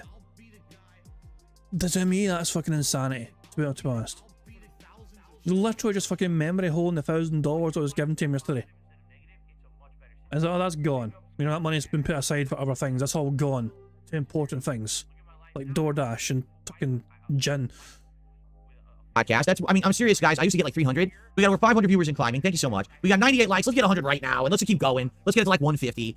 Thank you so much. Boniface Enjoyer just did the first super chat of the day for the war chest, and Hogan pulls my leash. Thank you. There will be many pulls for Hogan's as long as we get to level 5 tonight. What I mean by that is, last night, as we were playing WWE Champions, we did the standard loot, because we start the game, you can only pull from one loot, and we got a couple good things, but then we did a second pull, and it was all duplicates, a waste of time. And people were really disappointed. I was like, yeah, that's how these games work. When we hit level 5 in the game, it unlocks the event loot. The event loot is always better than the standard loot. It always has better things in it. And we need to get to that level in order to unlock all of that. So, hopefully we'll do that tonight, and then it'll be better, okay? Okay. So, all that being said, continuing on with what I was saying. So yesterday, as I was talking with GameStar, one of the things that he suggested, and I said, I will take this to heart. He says, keep doing collabs. He's like, don't, just drop them now. Keep, put the feelers out, talk to other people, see if they want to collab with you. And, after I finished the podcast, two of the things that he had suggested was Review Tech USA and side scrollers. All right. In the case of those, I do have updates, and I'll tell you in a second. But after that stream had ended, a lot of other people talked to me and said, on my own stream, what about this? What about this? What about this? So FYI, I just want to let you guys know, I sent a few feelers out last night. Number one, I couldn't find a way to like privately contact Maximilian Dude. You dumb bastard. Don't you fucking prick. I'm going to show again. So Phil went to Maximilian Dude's Twitter, alright? He went to his Twitter. Couldn't find a way to contact him, so sent a tweet. On Maximilian Dude's Twitter. There's 5 arrows. Yeah, I counted the arrows right this time. There's 5 arrows. I said 4 before. There's 5. I went and pointed all these arrows just in case Phil fucking missed it. Oh, so on this header, in his description, Maximilian Dude, at Maximilian _ he's a husband, he's a dad, he's a fighting game guy, he's a video producer, he's a film editor, he's an illustrator, he's an assist, me, boss, rage, be excellent to each other, agency, and yeah, here's the agency, the email to contact him. It's right there on his Twitter, right at the top of the fucking page. And Phil's like, well, I couldn't DM him, and I didn't know how else to contact you. Just, for fuck's sake, this is such a... just, you dumb junk bastard. Because remember, this tweet was sent about 3:30 in the morning for Phil. Drunk tweeting at that fucking time. Oh, bloody hell. You know what, you know what I was doing at 3:30 in the fucking morning? I was fucking asleep. Because I'm a responsible fucking adult who had work in the fucking morning. Jesus Christ, anyway. Didn't know if I can contact him. Bugger me. Sent a few feelers out last night.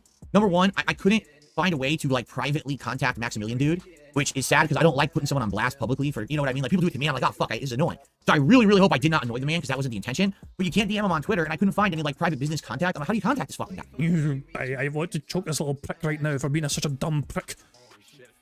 I need otters. My fucking god. Oh, he's such a dumb prick. Oh, for God's sake. Oh. Gonna start choking him on fucking Reggie like Mo. But yeah, this little sea otter pup is definitely calming the soul. Oh, for fuck's sake, man, that's just... You ever feel like it's gonna fucking, you know, your head's gonna fucking just blow up from fucking angry sometimes just because some people are being such a dumb prick? Oh, bloody hell, it's just, yeah, otters. Otters save me from fucking being an angry bastard. Right, okay, let's get back to Bingo. I've calmed down now. I'll rewind just to make sure I don't miss anything. Hope I did not annoy the man because that wasn't the intention. But you can't DM him on Twitter, and I couldn't find any like private business contact. I'm like, how do you contact this fucking guy? You know, I don't know. So I tweeted him publicly last night, and I said, what did I say? Actually, I should look up exactly what I said because I could definitely do that. Hold on. I love it. He may end up on his fucking Twitter page, and I'm like, oh, well, that wasn't there before. It fucking was.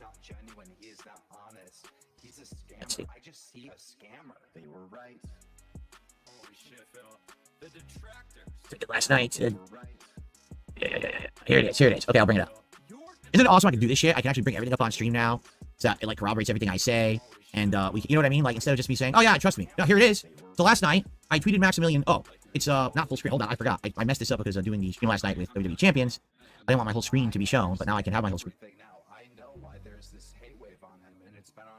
That's better. Okay, so I tweeted Maximilian and I said, it's been like a decade and the MVC collection comes out in 2 weeks. You down to run some sets? People say that they want to see it and I'm down. I'm sorry for the public call out, but your DMs are closed and I don't know another way to get your attention. Well, the response is pretty positive. I would say within 12 hours, we got 171 likes, 15 retweets, 38 responses. A lot of people, hell yeah. But you said you never wanted to be a part of the fight. This guy's an idiot, by the way. Look, he's a troll. I mean, why am I reading that, right? A live block. I mean, it's an accurate point, though.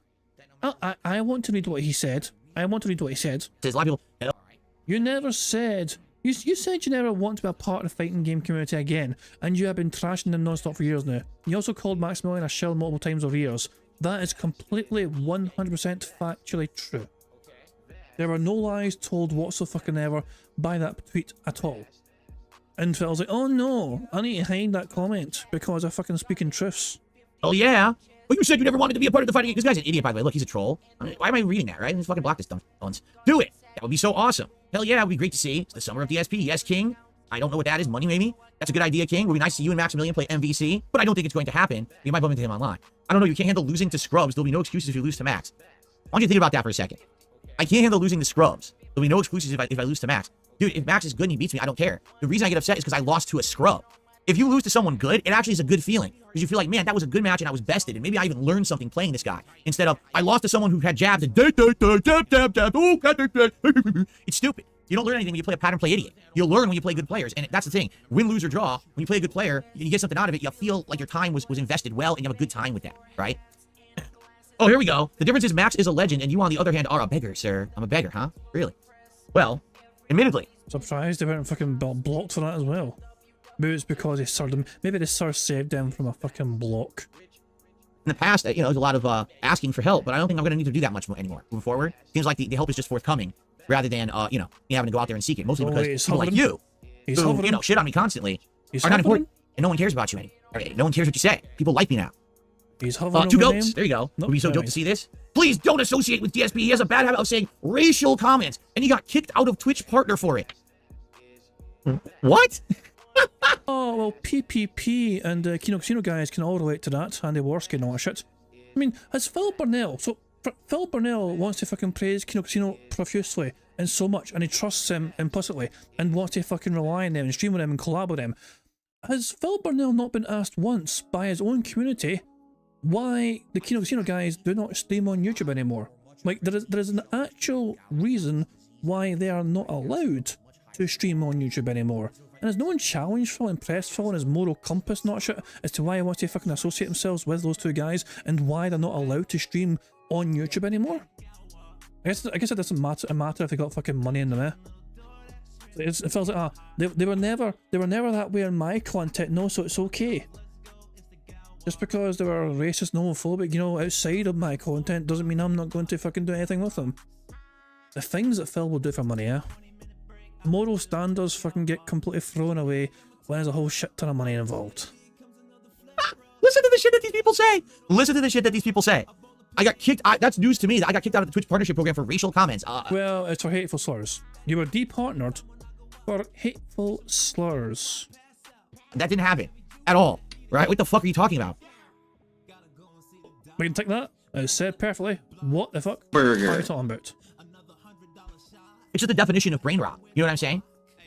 All right, anyway. So he says, because you're associated with Kino Casino, this crossover will never happen. Listen to this. The Kino guys have a reputation of being far right. So allow me to say something publicly, okay? Oh my god, here we go. Defend them, Phil. Go and defend them. Defend your new best friends forever. You know you have no idea what the fuck they're like. Because the Kino Casino guys had me on their show, and we did a co-op commentary, and things are spinning well for me now. It does not mean that I ally politically with them or have any association in that regard. Have we literally talked politics once since we've been together doing content? In fact, I'm going to go on public record and I'm going to say this. You ready? I probably don't agree politically with Kino Casino on a lot of stuff. You guys know me. I'm not far right and I'm also not far left. I'm kind of in the middle. So there may be some things that I actually do agree with them on, and there may be some things I completely disagree with them on. That's not the content that we made. And we're intelligent adult enough to know that you can still collaborate with someone and make great content everyone wants to see without having to be 100% of the same mindset. In fact, isn't variety the spice of life? If everyone agreed on everything together and there was no disagreements or any kind of talking about anything, you know what I'm saying? Wouldn't that be boring as hell? So, because I did content with people that are far right, that's it, that's the end. You can't associate with anyone. Like, what the fuck are you talking about? This is the mindset of a child. This is a simpleton's argument. You're either all the way over here, you're all the way over there, and if you're here, you can't be there, and if you're there, you can't be here, and everyone hates each other. No, that's what a 5-year-old says. That there's a hero and a villain. That life is black and white. It's not, stupid. Stop saying dumb shit like this on the internet. It shows your maturity level. It's incredibly low. What it does. See, it needs to happen. And then you got these idiots. Please stay away from Phil. So, there you go. It's kind of, I would argue, if you take a look, it's kind of 50-50, but a lot of people are interested in it, right? So that's good to see that there is actual interest in a collab between us. Now, have I heard from him yet? No, I can't DM him. His DMs are closed. I don't think he responded to the tweet, and I haven't heard from him in any other way, all right? So, I would love this. In fact, here, I'm going to go full screen, guys. Well, actually, here's what I'll do. I'll start here, and then I'll go to the full screen. Okay, where's the full screen? Here it is. All right, you ready? Because I'm sure people are going to want to clip this, all right? All right, so Maximilian Dude, how's it going, man? As you can see, I tweeted you last night. I apologize for the public tweet, especially if it put you on blast and it really annoyed your timeline because I hate when people do that to me too. I just don't know how else to reach out to you. You don't have open DMs and I don't know how to contact you outside of that. I want to talk to you man to man here. I know it's been about 10 years since we had any real interaction. And the last time that we actually had any interaction, we played the MVC collection, the old one. Remember that one? I can't remember what it was called, but it had like MVC 1 and a few other games in it. And we played online. Now, I wasn't broadcasting, nor was I recording. I was drunk. I was literally sitting there drinking rum and coke, just playing casually online when we ran into each other. Incidentally, you recorded your side of it, uploaded it. It got a lot of attention and views for it being the two of us facing off, both being content creators. And it was a good set. Like, it was close. It wasn't even like, oh, one of us dominated the other badly. It was a really good set. You beat me. All right? Well, that was 10 years ago. Now, a lot has changed since then. I basically haven't played those games in 10 years, so I'm incredibly fucking rusty. Meanwhile, I have no clue if you've touched upon old school versus games in the last 10 years or not. I haven't, okay? But I'm having a resurgence on the internet. People are actually interested in me again for good reasons, for the first time in a very long time, all right? And one of the names that jumped right into the forefront with this MVC collection coming out this week was that we should have a rematch set in Marvel vs. Capcom 1 and maybe the other games in the MVC collection as well to celebrate the release of this collection. I mean, that would really be like building bridges between completely different people from different walks of life and different parts of the internet. You're in the FGC, you're Mr. Number One there, and I'm over here just doing my own thing for a very, very long time. And I think that if we just, keep it cordial and we just have a few awesome sets, I think it would go really well for everyone. I think a lot of people would like to see that, at least on my Twitter timeline, and my viewers here are saying they would absolutely love to see it. So Maximilian, I hope someone will clip this and send it to you, and you'll have a chance to maybe you'll do a Max Reacts to it, right? Someone's going to clip this and send it to you. You mean those illegal clippers of streaming of content that you fucking despise, Phil? This is so dumb. Why can he not just fucking read Maximilian Dude's Twitter profile and see? Oh my god, I'm so fucking Jesus Christ. Phil, why did not one of his fucking dent heads in his own chat tell him just fucking click on Maximilian Dude's Twitter handle, go to his fucking Twitter page? What do you think? I say we make it happen. I'm not saying we have to do a ton of content together. Even just a few sets is pretty cool, right? Again, I haven't played these games in a million years. I gotta get warmed up and everything. There's 1 million, 5 to go, and we get a fucking short and a free space. But I think that would be a great way to celebrate the return of Versus Gaming, the classic Versus Series games that I grew up playing in arcades, went to tournaments for. I was right there along with the greats like Justin and Sanford and all of them. I was in the same fucking tournaments and arcades with them, standing next to them as they play. It'd be great to have a good opportunity to collab with you on this. So please reach out. I can't contact you. This seems to be the only way I can get in touch with you. Hopefully you see this, and I'd like to hopefully work with you. All right, excellent. Thanks for your time. Okay, so there you go. So there was one person who I reached out to. FYI, I reached out to a few others. I shot a few DMs around from people who I thought would be really interesting collabs when it comes to like just a conversation or whatever. I'm not going to blow up people's spot or whatever, because I don't want people to get harassed or anything. But FYI, it was a few bigger profile YouTubers who have had talked about me in the past and or, like there was an association there in some way. They had interest in talking about me or covering me. And now that things have flipped, perhaps they would... I'm definitely going to take this as jealousy for YouTubers. Burger. 5 in a row. That's concerning. Would actually be interested in discussing stuff with me. So anyway, we'll see what happens. I'd send out those DMs, okay? Now, I will tell you about 2 direct people who I consider. The first is side scrollers, all right? And I'm not gonna lie to you guys. I sent an email to Craig last night, and it wasn't a very nice email. All right? I'm just gonna be very, very transparent up front here. It was not, hey buddy, how you doing? Want to come on my show? It was more like a, hey buddy, so funny how things work out. Here we are over a year later. I'm on top of the world, and I don't even know where the fuck you are. Because, you just have to do hack shit to get attention. No one talks about your show anymore. Show the email, Phil. Since you're happy about showing things and fucking backing up your fucking claims, let's see the email. But if you'd like to come on my show and we can talk about what happened during that interview and the day after, I think I would like that, all right? So I don't know if Craig will respond whatsoever, all right? I don't. But I did send out the feeler. Let's see how he responds. Depending on how he responds will depend on if he shows up on the show or not. All right. If he responds, and it seems like this is another attempt for him to try to milk money out of my detractors, he can fucking head for the hills. He ain't gonna get any time on my show or from me. All right. But if the guy actually is like, yeah, actually, I'd like to appear and actually clear the air and have a real conversation. Let's do this, right? Then I think we should do that. You know what I'm saying? So let's see. Let's see what happens. Let's see how Craig responds. But admittedly, I was pretty heated, and I think the email was pretty harsh, to say the least. Okay. Now, the other person who I was going to consider reaching out to about having a collab and having them come on my show was Review Tech USA, because that was the other person who was directly suggested by Keemstar. So last night, I said, you know what? Let's go to Review Tech's timeline, and let's see what he's up to. And I shit you not, this is the shit that I find. 3 days ago, Happy International Women's Day, cat, which is not spelled correctly, and they call me DSP. And look what he does. This is the picture of us kissing at our wedding. I believe this was at our dinner, our dinner right after getting married. And he decides to put this picture up. I mean, isn't that nice? Isn't that just really delightful that he would do that on his timeline, right? Because as you know, I made an incredible amount of personal attacks against the man and his family, right? I just went out of my way during the react to completely insult his family life and everything. Oh my dog, what's up? I can't believe he's fucking showing us in fucking stream. Thank you very much to Ira for the super chat, who says, side scrollers averages 20k views, but pop off Phil. I mean, what I will say, the side scrollers stuff, side scrollers made ridiculous amount, got a lot of attention when they had an interview with Phil, and obviously they went and kind of rode that bandwagon for a while. Craig definitely fucking, went to that well far too many times, you know what I mean, and somewhat tarnished the kind of reputation and the good feelings that he had created, because the interview itself, amazing, and the day after as well, you know what I mean, they fucking had a little decompression session, fantastic stuff indeed, but Craig clearly did just try and milk that bastard for all it was fucking worth, for all, just to fucking ride that fucking, bastard for all it was fucking worth, to try and squeeze as much money as possible from people who are giving money for shit talking Phil. It wasn't, I wouldn't say it's a side scroller thing to fucking blame. I would say that was a Craig thing. I think he took that decision himself, because bear in mind, I think aside from the interview itself and the day later where they're all talking to each other, just to fucking decompress, every other Phil bit of content, as far as I'm aware, was just Craig by himself doing a stream, like outside of like the normal side scrollers, stuff they do. So it's some sort of additional stream that Craig done to monetize the hate or whatever, and just fucking try and milk the detractors for all their fucking worth or whatever, the contributions they would get for it. So as far as I'm aware, that was how that was done. So that's not really a side. I wouldn't say side scrollers were specifically to blame for that. It's more about Craig taking that decision upon himself, from what I understand anyway. But there you go. It's but yeah, I stopped watching. I mean, side scroller stuff, some of the stuff was alright, but sometimes it was just like, okay, this is like a bit fucking boring or whatever, I'm fucking done with it. So yeah, I unsubscribed like fucking some point last year.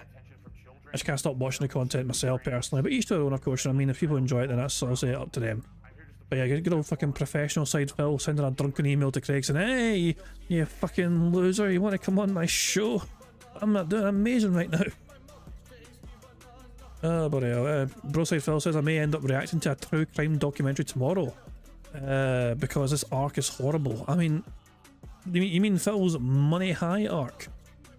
The thing is, we're only getting started with it. I feel like we're almost at the top of the crest, if that makes sense. I feel like the Derek thing was a definite low point for him, but him getting $1,000 the other day was certainly fucking made him feel better about fucking losing Derek. But yeah, give it some more time. I feel like we're a couple of weeks away at least, and then the fall will happen, especially with the Junior King documentary. Junior King documentary, the fall, I think that'll be the start of the fall, but it'll be a slow fall. It'll be like some sort of fucking, oh, there's only half fucking gravity, so I'm falling so unusual type of fall. Personal attacks against the man and his family, right? I just went out of my way during the react to completely insult his family life and everything. Oh wait, actually I did the opposite. Actually, I literally said in my react I wasn't going to rag on the guy's personal life and family because I don't know the situation, but he continues to do these kind of attacks constantly. You know what I'm saying? But oh, by the way, I mean, we should say it was International Women's Day, and he's tweeting about me and my wife. Is he tweeting about his daughter or his ex-wife or his mother or anyone? No, he's tweeting about me and my wife. That's the first thing that comes into his mind on International Women's Day. The mind of someone who's really well wired there. And then of course, one day ago, we've got this. I don't even know where to begin. Once again, he's using the incident phase. I mean, this man, and there's people out there who really like talk about my incident over and over. This man definitely holds the world record for the amount of times that he thinks about me masturbating. I just want you to think about that. Prominently in Rich's head, the first thing he thinks about when he thinks Dark Side Phil is a man masturbating. And he I mean, to be fair, Phil, it is what you're most fucking well known for.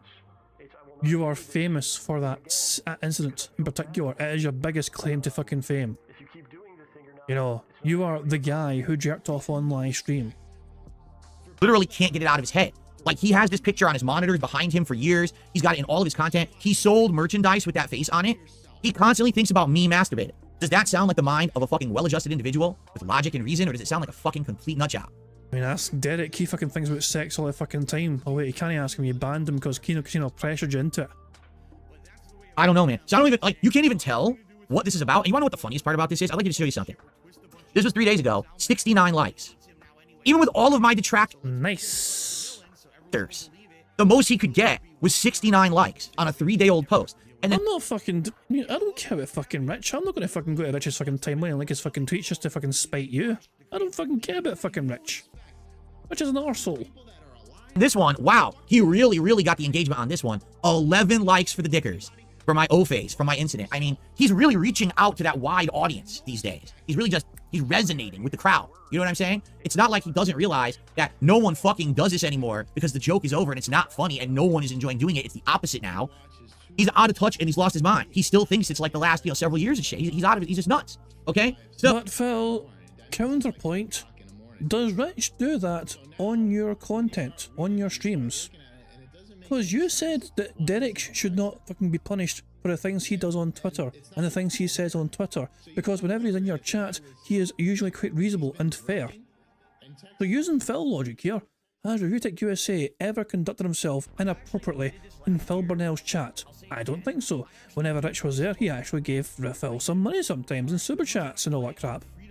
So as far as I'm aware, ReviewTech USA has never actually gone out his way outside of Phil's chats and streams to be bad, to be bad to him. The Phil logic is that because he didn't do anything bad on your streams, why is that a bad thing? Because that's the reason. That's basically the fucking reason he used to try and keep Derek on board before Kino fucking threatened him. oh, how do you think I felt seeing that? It's like, wow, this really seems like a guy that I would like to have on my show. So I made this, this post basically. I'm not kidding. This is what he's posted recently on his timeline. I don't think he formulated enough coherent words to make a show at this point. How could I even make a show? I don't know. I feel like if I had him on my show, he would be on edibles. I'm serious too. Like, I feel like he would actually be on edibles during the show. Fairly coherent, probably slurring, slobbering, and probably just like having no coherent thoughts besides, oh, feel it, no one likes you, you're cloud. What the fuck am I going to talk to him about? And it's a shame because I feel like this would have been the opposite just a few years ago, where he was actually on the game and he was. What are you going to talk to him about? Well, Phil, I thought you just prided yourself on fucking not having a fucking script or a plan or fucking conversation, just to fucking shoot from the fucking hip and, just shooting from the top of your dome on the fucking fly, trying to think on your fucking feet. You're very happy about that approach with Keemstar, so literally, I assumed you're going to take that exact same approach with anyone else you talk to. Intelligent, and he did have witty things to say and good observations people wanted to hear. Not anymore. And if this is the level of stuff that he's putting out on the internet, and he thinks this is content people would like on his timeline, I don't even know what else to say. Like, do I even want to waste time on my show? No, I don't. I'll be honest. I don't want to waste time with this man because it is a waste of time. Like, it would literally be, why'd I have him on? This is like a train wreck, right? Anyway, so I decided to respond, and I'm going to take the L here because I used a brony response because it said get felted, and now people are making fun of me because they said, how dare you use that? I didn't know you were a brony. And I'm like, well, the truth is I couldn't find a red poker chip in the GIFs on Twitter to use, and I didn't want to use something people didn't know what I was talking about, so I wanted to say something that said get felted. All right, but I understand. I'll take the L here. I probably shouldn't have used stupid My Little Pony because everyone says I'm a brony and I'm not, but it is what it is. I'll take it. But anyway, so here's my response to Rich. The best part about this dunk from VTech USA is that if I tried to respond in kind, it wouldn't be fair because it would just be Rich standing there alone because I have a loving wife. He does not. But that's still a response, which is fucking quite cringe as fuck. You still responded, which makes it more fucking cringe. Happy Women's Day, Rich. Happy Women's Day. Anyway, excuse me. All right, so that's what I think about Rich right now. Wasting time. It really wasn't a waste of time. I don't know why I bothered. I should have known it was a waste of time. You know what I'm saying? Let's do some shout outs. And then let's get to our next topic, okay? So, shout outs on the YouTube side of things. We've got the After Show with a $10 super chat. He says, hey, Phil, I just want to say it was a great talk with Keem. I feel like it was a huge W for both of you guys. I'm glad it happened and you both walked away with respect for each other. It's about building bridges. It's about mending fences, right? It's about taking years of stupidity and misunderstanding and making people realize that really maybe the reason a lot of people don't like me is because of misconceptions and honestly because of stupid reactions that I had to those misconceptions, right? The first thing I did was apologize to Keem because I realized I did actually dunk on him first before he ever even had said a word about me, and that's on me because I was a jealous idiot. I was mad that for so long I couldn't really make it because no one wanted to collab with me or have anything to do with me because of my detractors. You know what I'm saying? Like, and it upset me significantly to see someone like Keem winning and succeeding, and that's a hater's mentality, and that's why I said negative things about him to begin with, and that's on me that's a shortcoming of mine, and that's why I had to apologize to him right up front, because it really was my fault that we ever had bad blood. And once that was laid out, we could actually talk normally, right? Did you notice that? Like, we weren't sure how it was going to start, and as soon as I did that, as I manned up, which is the first thing anyone should do in life, is man up to your fucking mistakes and shortcomings, immediately the tone of this shifted, and we're like, now we can just like hang out and have a fun conversation, and it doesn't have to be like a hostile, you know, deal, right? So there you go. Thank you very much, After Show. Daisy303 with a $5 super chat. Hey, King, I just got confirmation. My 1651 tip from last night went through fully. Should we add that to the chips? Sure, why not? It went through? Okay. Let's do it. So that's 1651. That was Daisy's tip from yesterday that got frozen for some bizarre fucking reason. We don't know why, but we'll count it. All right, 16 bucks. Thank you so much. What is up with this browser thing logging up like that? No lag. 16 bucks. All right, so that gets us to 71.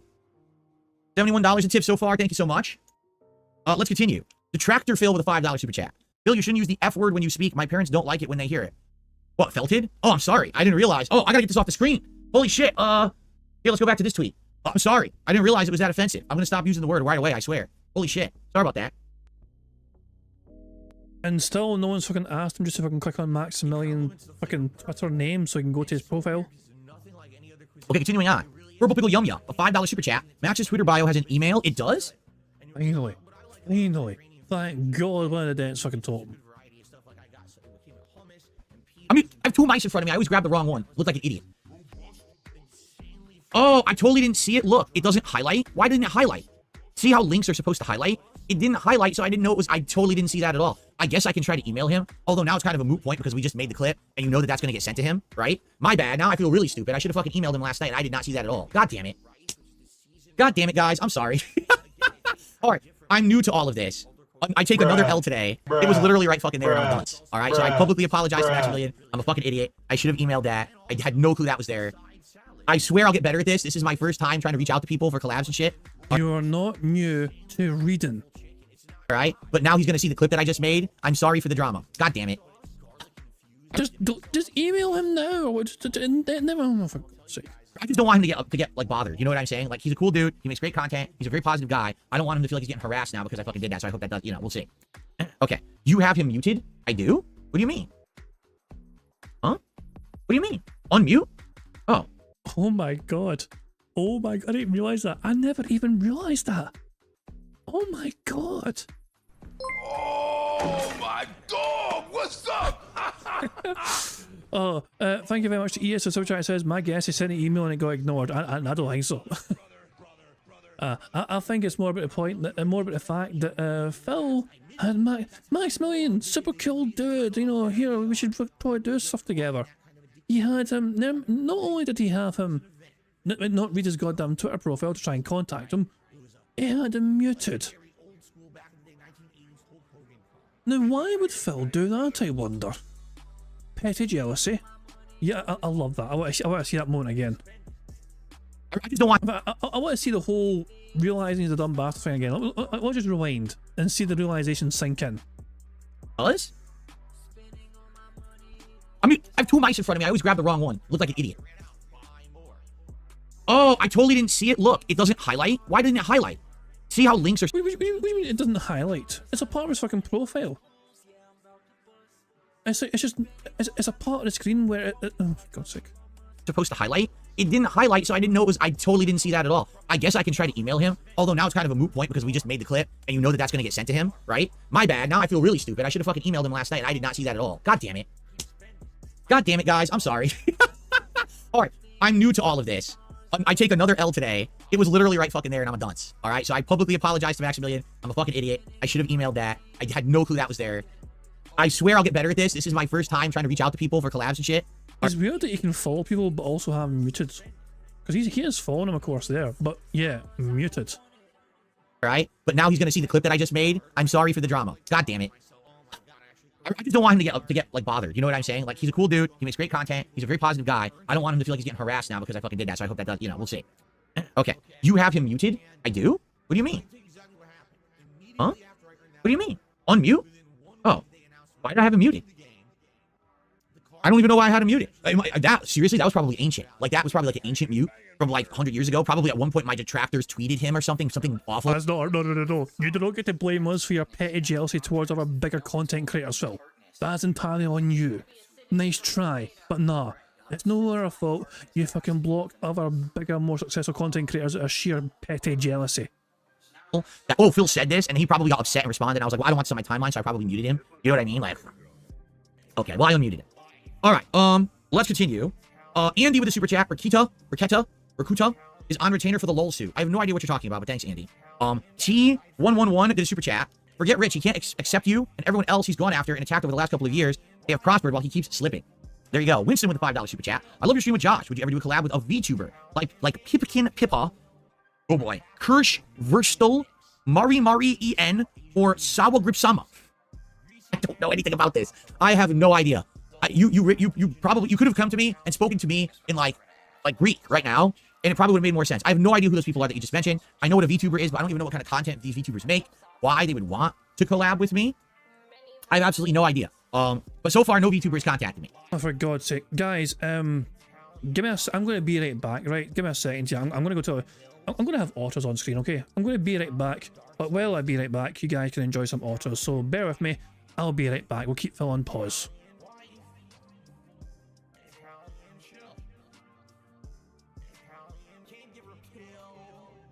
do you pretend to be Italian? I don't. I'm not full-blooded Italian. That'd be ridiculous for me to claim. I am a quarter Italian. I am 1/4 Polish, and then I'm half kind of European mix.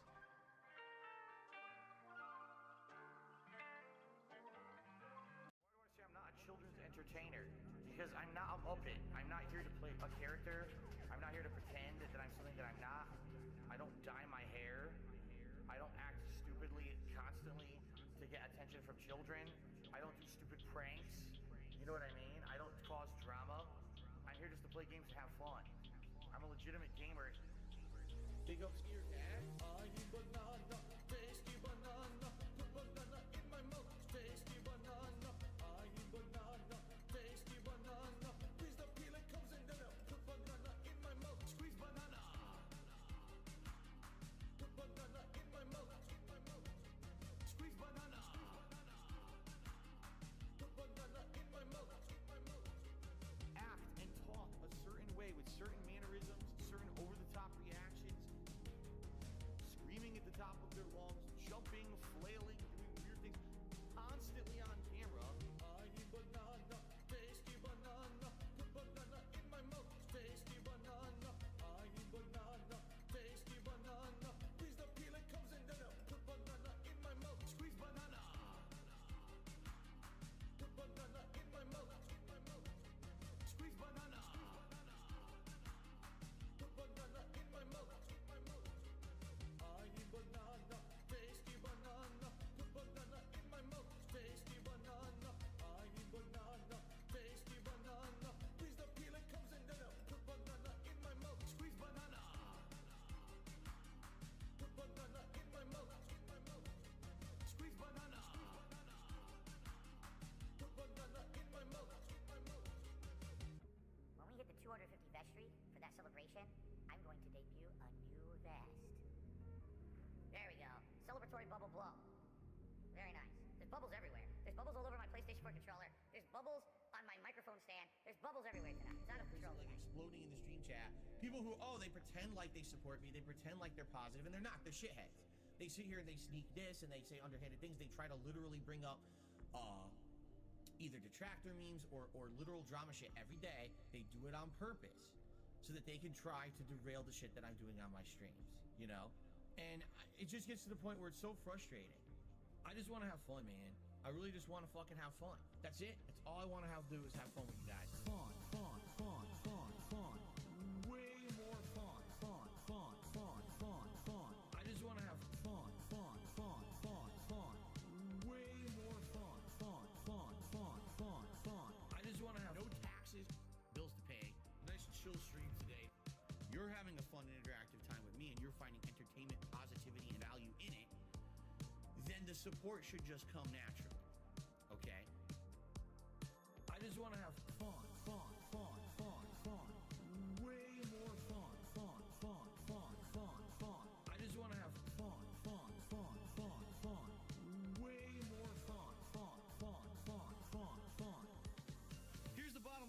tired of it now? No more excuses, all right? Because the bottom line is people are like, Phil's not engaged in his commentary, and Phil's commentary is boring, and that's why people don't want to watch the playthroughs of the streams. Bullshit. I'm loving this game. I'm voice acting. I'm engaged. I'm commentating on everything that's going on actively. Bullshit. I call massive bullshit on any idiot who says that. Alright, I have returned. Sorry about that, guys, but let's get back to the bingo, shall we? Or Pokemon. It's bullshit. K5 did a super chat. You could have said Rich was the brony. It's not far-fetched from him being into degenerate prawn. Like I'm bored. I'm not. Alrighty then. Don't know if he's into degenerate prawn, but it's not my business either. T111 did a super chat. You should collab with 8-Bit Eric, Melanie Mack, Quartering, etc. Everyone Rich hates and attacked like he does to you. Okay. Graphmatical one with a super chat. I'm glad the detractors are getting their karma.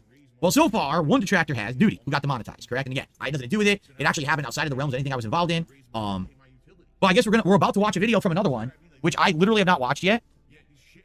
I have not watched it yet, so I actually don't know what the content of the video is. I would assume the reason the video was made is because the person wants attention.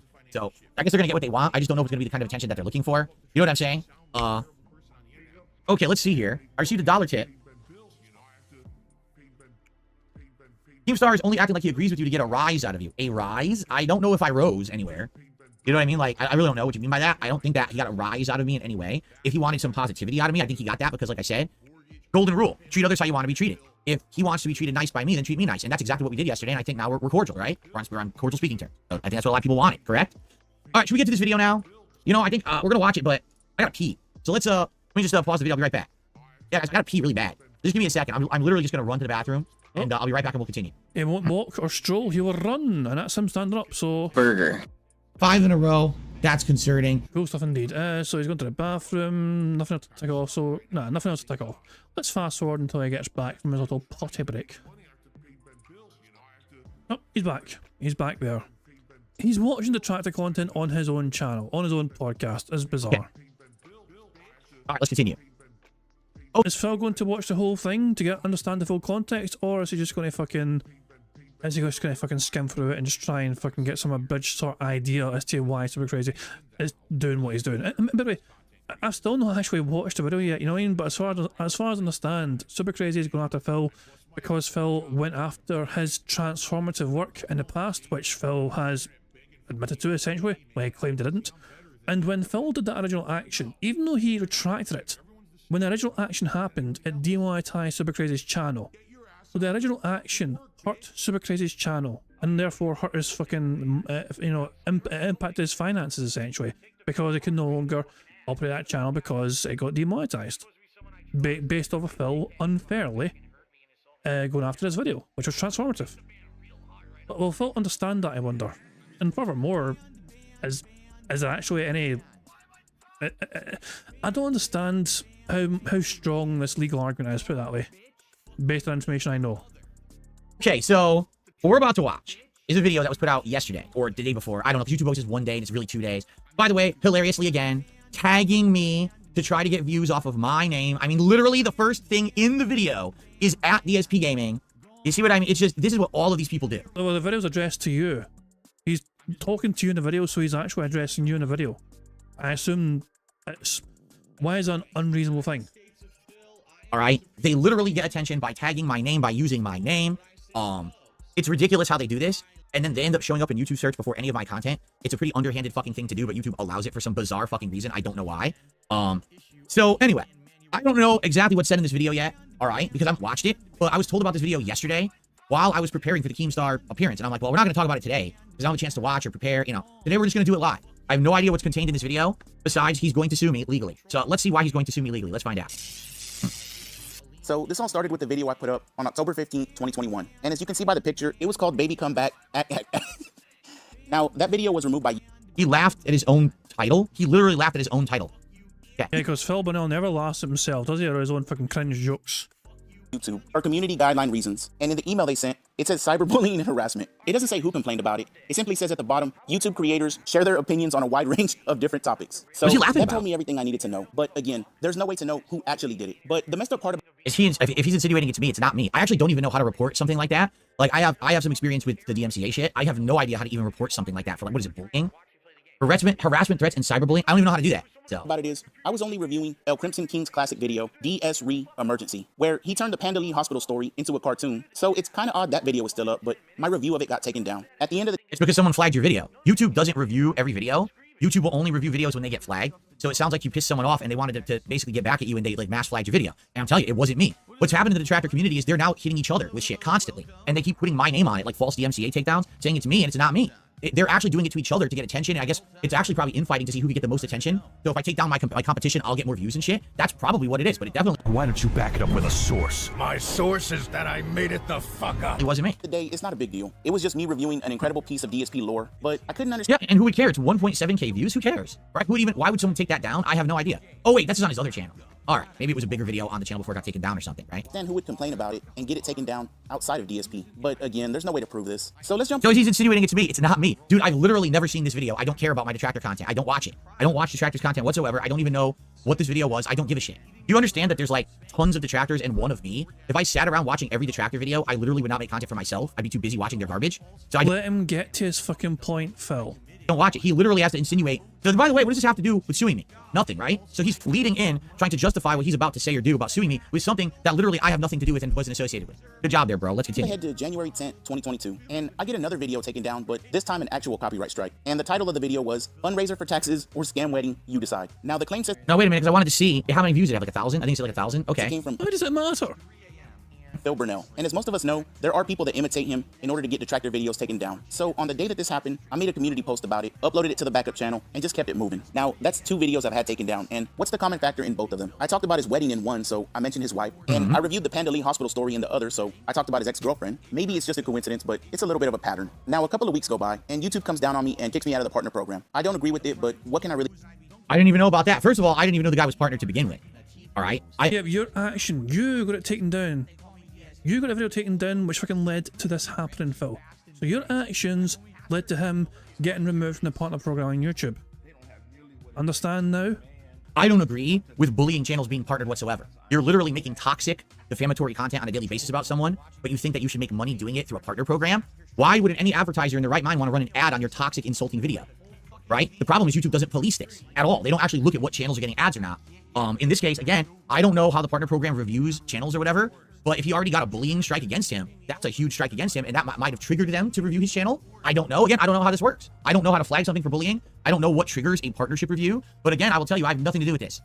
I just sit here and make content. I don't have time to fuck with people who fuck with me because I keep making more content. I could see if, like, I made 1 video a day and I was a lazy fuck, then people could be like, wow, he spent the rest of his day striking down people and doing community, takedowns and shit. I've literally never done this. All right, so... Okay. do about it. I just don't understand why they accepted me into the program in the first place and then kicked me out of it when my content was pretty much the same the whole time. Because when you got in, it was based on automated criteria. They didn't look at the actual context of your content. They just looked at the criteria, meaning did you have enough subs, did you have enough views, etc. Eventually, you got reviewed because you got flagged for a bullying strike, and then they realized all your content was defamatory, and they didn't want to have ads on it, and that's when they kicked you out. Here's your answer. But then shortly after that, the copyright strike gets removed and YouTube reinstates my video. So what was the point? It's almost like someone is secretly trying to teach me a lesson. Now, I'm somewhat confused. Now, to let you know, the copyright strike has nothing to do with partner status, because I've had false copyright strikes against my channel constantly. So even if you get a copyright strike, it doesn't affect your partnership at all. Partnership is based solely on terms of service, okay? Copyright is the status of your channel entirely. If your channel can be seen, if you can stream, etc. That's what copyright involves. Why don't you back it up with a source? My source is that I made it the fuck up. So he's claiming he got a copyright strike. He got kicked out of the partner program. The strike was removed, and it's all related. It's not related at all. Copyright has nothing to do with your eligibility for the partner program, period. But I do have suspicions at this time. Unfortunately, I just can't prove anything. So I just continue making videos and doing my thing. But in April of 2023, Phil Burnell, aka DSP Gaming, claims that he's getting harassing messages from people saying they're going to copyright strike and sue him. Now, these messages didn't come from me, and if the people who sent them ever want to talk about it, that's up to them. But in response to this, DSP uploads a video to his channel showing his copyright history to prove that he hasn't been striking detractors over the years. He even goes out of his way to say that people making slanderous and malicious videos about him are still okay under fair use, and that he would never go after someone that was criticizing him as long as they did it in a transformative way. But there was just one little problem. That video. Wondering what this video is about? Over the past 2-3 years, I've been falsely accused of issuing copyright takedowns against people that I did not do. Why is it so blurry? It's HD. Wow. I guess the quality is just really blurry for some reason. It's hard to read the text. And I've had enough of it. I've outright told you guys a million times it's not me doing it. I don't condone that at all. In fact, I'm staunchly against it. I don't want anyone doing copyright takedowns in my name, nor do I do them. All right, I still stand to that statement. I don't want anyone doing it in my name. I am not actively striking any channels. I know that the videos made about me, the restreams made about me, as malicious as they may be and as slanderous or defamatory as you may consider them, they're okay under fair use law. That's why I don't do anything about them. One thing that's always been said is Phil's a liar. He actually claims all of our videos. Well, ladies and gentlemen, here you are. I'm here to prove my innocence because I've had enough. This is going to confirm everything that I have told you. And here's what I have told you. I do not claim anyone's videos. The very few videos... This is weird. It's getting worse and better as we watch it. It was like blurry, then sharp, and blurry, then sharp again. Maybe it's a YouTube thing. Maybe it's not his video. Maybe YouTube's just fucking stupid with his encoding. That's probably what it is. I've ever claimed were direct rips and re-uploads of my content with no transformative work attached to them whatsoever. Meaning, it's not, this is how you don't play video. It's not a restream with commentary making fun of me. Yep. It's literally, you stole my video 100%, copy paste. And that's what all those are at the top. All those that say February 27th, February 26th, February 28th. I believe that's the Raw Phil channel. Literally, all this guy does is rip my content before I have a chance to upload it because he rips it raw from my stream, hence Raw Phil, and he puts it on his channel first. So he steals views from me. It's completely 100% illegal. 100% illegal to do that. He doesn't have any legal grounds to do it. He's just as bad as duty streams. Really. Pasted it to your channel, and that's illegal. That is taking away views from my content. That is not allowed on YouTube, and it is within my legal rights to take down those particular videos and those alone, okay? This video here was from another channel doing exactly the same thing back in January 2022. I remember this particular day, someone had reached out to me in a very similar manner and said, we found a channel that is doing this, okay? I did the same thing. I did claims on them, and actually in this case, with this person, after about a month or two, I said, all right, you know what? I think they learned a lesson, and I retract. This is not... He's created a very paranoid narrative. He thinks I'm out to get him. He thinks that I flagged that first video for bullying, which I did not. All right? He thinks that I flagged this video as a follow-up to the bullying, but I did a DMCA claim instead of a bullying claim. If that were the case and we're following this guy's logic, because you see the case he's building here? If you're following his logic, if I did a bullying claim and it worked on your first video, why wouldn't I have just done another bullying claim against your second video? Because once you get 2 bullying community strikes, I think you get suspended for a while. Like, why would I have chosen to do a bullying claim and then a DMCA takedown? That doesn't even make sense. I would have done 2 of this. If the first one was successful, why not just do the same thing on the second video? But I don't even understand what he's making this up as it goes along because he's paranoid and he thinks I have some kind of a grudge against him. And just so this guy knows super crazy, I don't know who you are. Really. To me, you're a fart in the wind, dude. I've never heard of you. I don't know what your content is. Wait. Stop right there. You literally just said you remember. You made this video like last year at some point. And you claim you remember why you had that video reported in the first place. The you in 2023 was going on a story about what you remember you removed. You asked for that video to be removed for. Listen to it again. Here was from not allowed on YouTube, and it is within my legal rights to take down those particular videos and those alone, okay? He hovers over the actual video, a fundraiser for taxes. He hovers over Super Crazy's video. And the Phil from 2023 seems to remember a whole lot about it. This video here was from another channel doing exactly the same thing back in January 2022. I remember this particular day, someone had reached out to me in a very similar manner. I remember this particular day. Because it happened in, 2022 or some pish, yeah, or the request was submitted in 2022. And said, we found a channel that is doing this, okay? I did the same thing. I did claims on them. And actually, in this case... I did the same thing. I did claims on them, even though it was a transformative fucking video. With this person, after about a month or two, I said, all right, you know what? I think they learned a lesson, and I retracted. Then a month or two, fucking Super Crazy's channel got departnered or whatever from YouTube. So... But now Phil's trying to say, I don't know this guy whatsoever. I don't remember this guy whatsoever. Up as it goes along, because he's paranoid and he thinks I have some kind of a grudge against him. Just so this guy knows super crazy, I don't know who you are. Really. To me, you're a fart in the wind, dude. I've never heard of you. I don't know what your content is. All right? And to be honest, I think I'm actually misspeaking in this video because if you heard what I said, I believe I said someone wrote me and said, hey, Phil, someone has outright stolen your content or whatever. I'll be honest, I don't remember that. And if that is the case, that's probably a situation where I believed someone. You don't remember now. You remembered last year, very specifically, why you did it, but you don't remember now. Isn't that super fucking convenient? And I didn't review it fully, which is stupid. I should have. And I did do the DMCA takedown. And then after the fact, I actually did realize, I looked at the video and said, oh, it's actually not that. Oh my dog, what's up? Thank you very much to Ira for the super chat, who says, can't wait for the novel version if I claimed it. There we go. I don't know. Phil, it's one of those things where Super Crazy, going by the video anyway from my perspective, he's kind of... It took Phil a couple of months to retract his takedown request. And roughly around the same time that he retracted the takedown request, his channel got departnered. And so Super Crazy seems to be implying the two are linked in some way, which I'm not entirely sure if that's a provable thing or not. But the fact of the matter is, though, that Phil should not have taken down the video in the first place, because it was transformative and there was nothing wrong with it whatsoever. But again, we're getting into this kind of murky legal territory where I'm not entirely sure if Super Crazy has a leg to stand on here. Like, was it wrong for Phil to have, claimed the video and removed the video in the first place? Absolutely. Was it a consequence of Super Crazy's channel being departnered? No idea. And that first example that Super Crazy showed, where I had another video claimed for, you know, it's not claimed but removed for $1 billion. It's possible that has more weight to why I got departnered than what happened afterwards. I don't know though. As I said, I don't know the ins and outs of YouTube, and I don't know how much weight this legal claim could have. But again, I have no idea about the legal ground. Legal things anyway, I have no idea about. But I'll let Phil keep going. And I did do the DMCA takedown, and then after the fact, I actually did realize, I looked at the video and said, oh, it's actually not that, and then I retracted the claim. As you can see there, I did retract the claim. So I probably claimed it in error, which I'll publicly admit, if it was a transformative work, I should not have done a DMCA claim against it. That's on me. I made a mistake. I made an error, and then I corrected the error by retracting the claim. Okay? Now, he had the ability to dispute. The damage was done, though. The damage was done by you, though, by claiming it in the first place. So that's like, you know, I accidentally fucking punched someone in the face, and that's my bad. I didn't mean to punch you in the fucking face. You still punch someone in your fucking face. The claim to begin with, and say, well, I don't believe that I violated DMCA law, so if you really want me to take this down, you gotta take me to court, in which case the whole thing would have been reversed. I guess he didn't do that. He just let it sit for some odd reason. I don't know why. The weirdest part about this is, if you look, this is my flag history. He's the one video, like, ever that I flagged that wasn't just blatant, you know, copy paste stealing. And like I said, I probably did it in error, hence that's probably why I released the claim. Okay? So he has this very paranoid argument that I'm out to get him when I don't know who he is, I don't watch his content. It seems like I flagged one of his videos in error, and I corrected the one error I ever made. Then he got kicked out of the partner program because his channel has all defamatory bullying content on it, and he's blaming that on me. No, Super Crazy, listen to me. You made your own bed. You made defamatory bullying content. YouTube decided to review your channel, found it in error and a violation, and then they removed your partnership. I have nothing to do with YouTube removing partnerships. I have no power. You think I have someone to talk to at YouTube? I have the same person in the chat who can't even understand what I'm trying to tell them. It's like talking to the wall. They don't even understand the basics of how you use YouTube. Trying to get help from them, you might as well talk to the closet, because the closet might like answer back before they do with something intelligent. I don't have an inside track to these fucking people. Why do you think I had the power to get your channel taken down or kicked out of the partner program? I have no power at all. This guy is nuts. But then again, his name is Super Crazy. Okay, let's continue and see where this paranoid argument goes. I did the takedown, but as you can see, this channel no longer exists either, so I don't even know what it was. It's gone from YouTube. There's nothing I can do, guys. I did my best to help you. I can't. Please stop with the harassment, because I'm going to tell you right now, I'm receiving constant harassing emails. People saying they're going to false strike me. People saying they're going to contact a lawyer and sue me. If this is some meme, I don't even know what this is. This is some fucking meme that I guess these people use. This Shawn Michaels meme. Oh god. Phil, does Phil not understand the Shawn Michaels meme?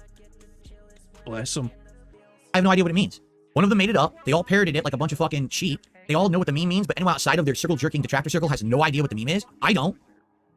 Every time that you show shit like this in your videos, it just shows that your mental capacity is pretty stunted. Because no one outside would ever understand what the fuck you're talking about. It's not me. Here's your blatant proof. These are the only people I ever legitimately struck right here in front of you. And look how small it is, and it's all legit. That's it, guys. Phil's webcam is hiding this fucking message. Do not make false something, removal request something. Submitting false information may result in a suspension of your account or other legal consequences. Enough. Please leave me alone. That's correct. Do not make false claims. Misuse of the removal request for web form, such as submitting false information, may result in suspension of your account or other legal consequences. Absolutely correct. If there is someone who is constantly issuing false DMCA takedowns or DMCA takedowns where they know they have no intention of going after the person, they don't think they have a right to that, they do have the ability to get punished by YouTube. Nothing in my flag history shows that. It shows in the screen one instance, and it was the Super Crazy video, that apparently in January of 2022, I flagged it for DMCA. He never responded. The video was removed, and that was it. After the fact, I, on my own, realized my error because I thought that it had been similar to the other videos of someone just copy-pasting, and it wasn't. And it says right there, I retracted the takedown. I removed it. So there's no legal grounds for anything. I made an error. What do you mean you realized your error and you removed it? You don't remember it, Phil. How can you claim that you realized your error when you don't even remember the fucking thing altogether? I established it was an error, and I corrected the error. There was no ill intent. There was no malicious, oh, I'm going to purposely misuse DMCA. It was an accident. It was a, oops, someone sent me an email and said something. I did it. Oops, it's not true. Let me retract that. What is he talking about? Let's find out, because we're halfway through the video. I still don't know what we're talking about yet. Leave my business alone. I'm done with this. This is the last time you'll hear me address it, because I have nothing to do with it. And again, that video was from April 6, 2023. One day goes by, and I'm not sure what happened, but now he's feeling the exact opposite. So it's this simple.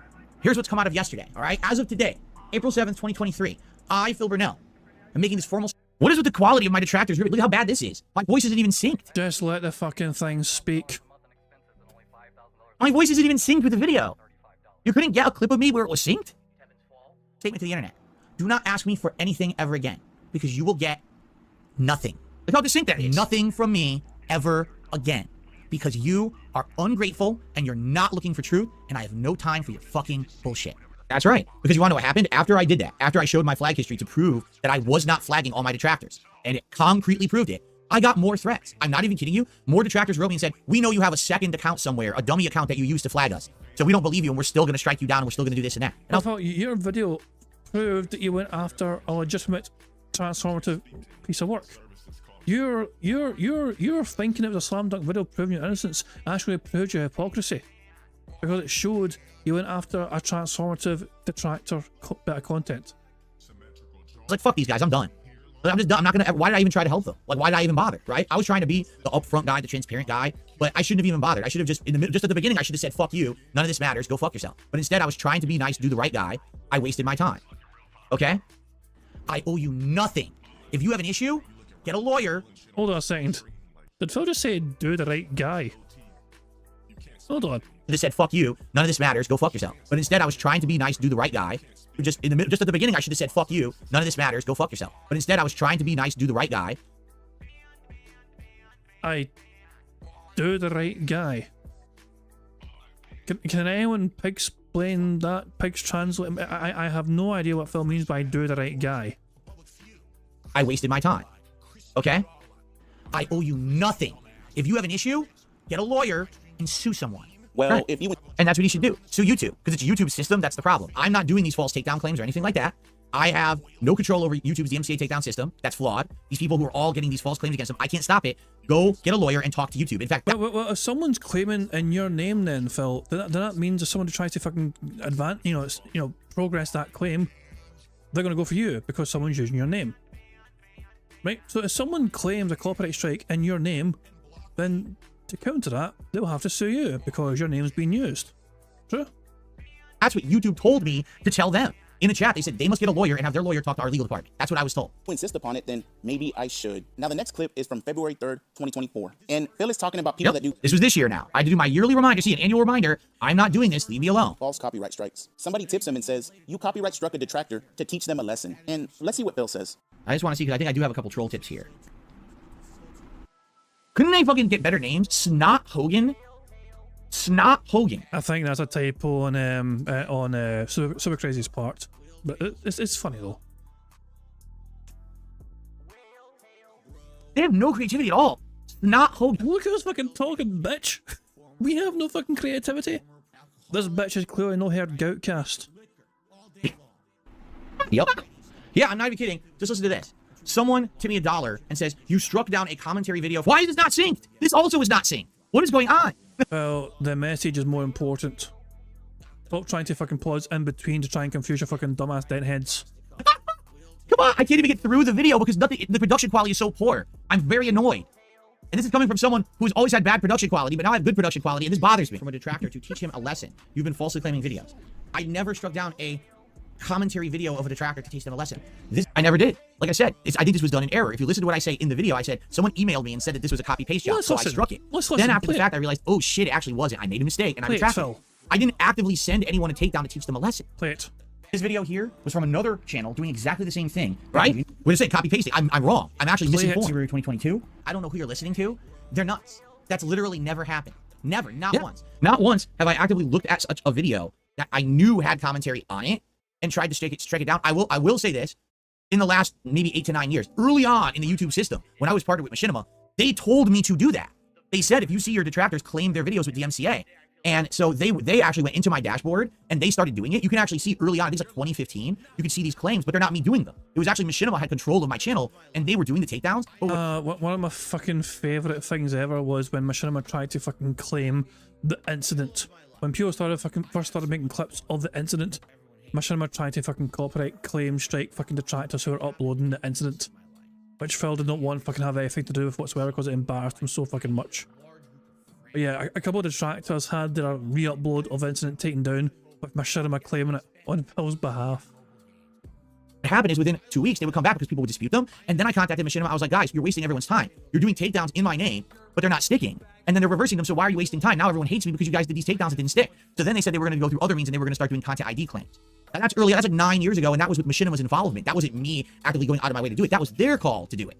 And I even showed emails to this effect. Last year, I did a big React event over on my DSP Reacts channel where it was me and my history of Machinima. And I outright showed the emails where they contacted me saying they wanted to take care of the detractors. It was them, not me. So, but you didn't show your emails, did you? You always showed their emails or whatever, but you didn't show your own emails saying back to them.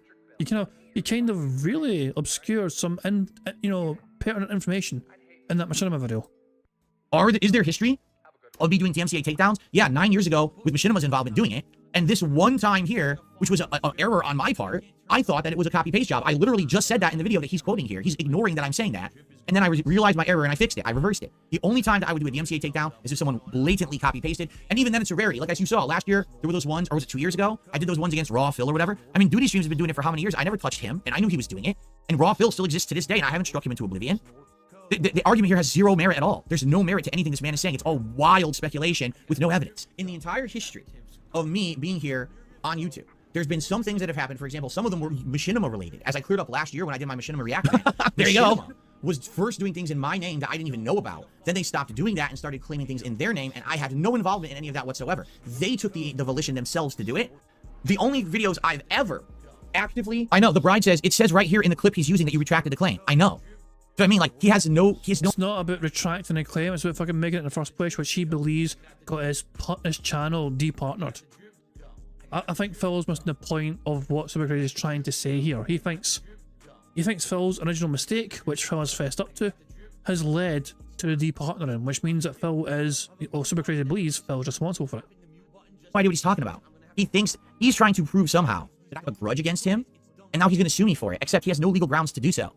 There was no egregious action towards him. He can't prove that the bullying strike was me. He can't prove that YouTube removed him from the partner program because of me. The strike that I issued against him, I retracted. Literally, he has absolutely no legal grounds at all to do anything at all. He's insane.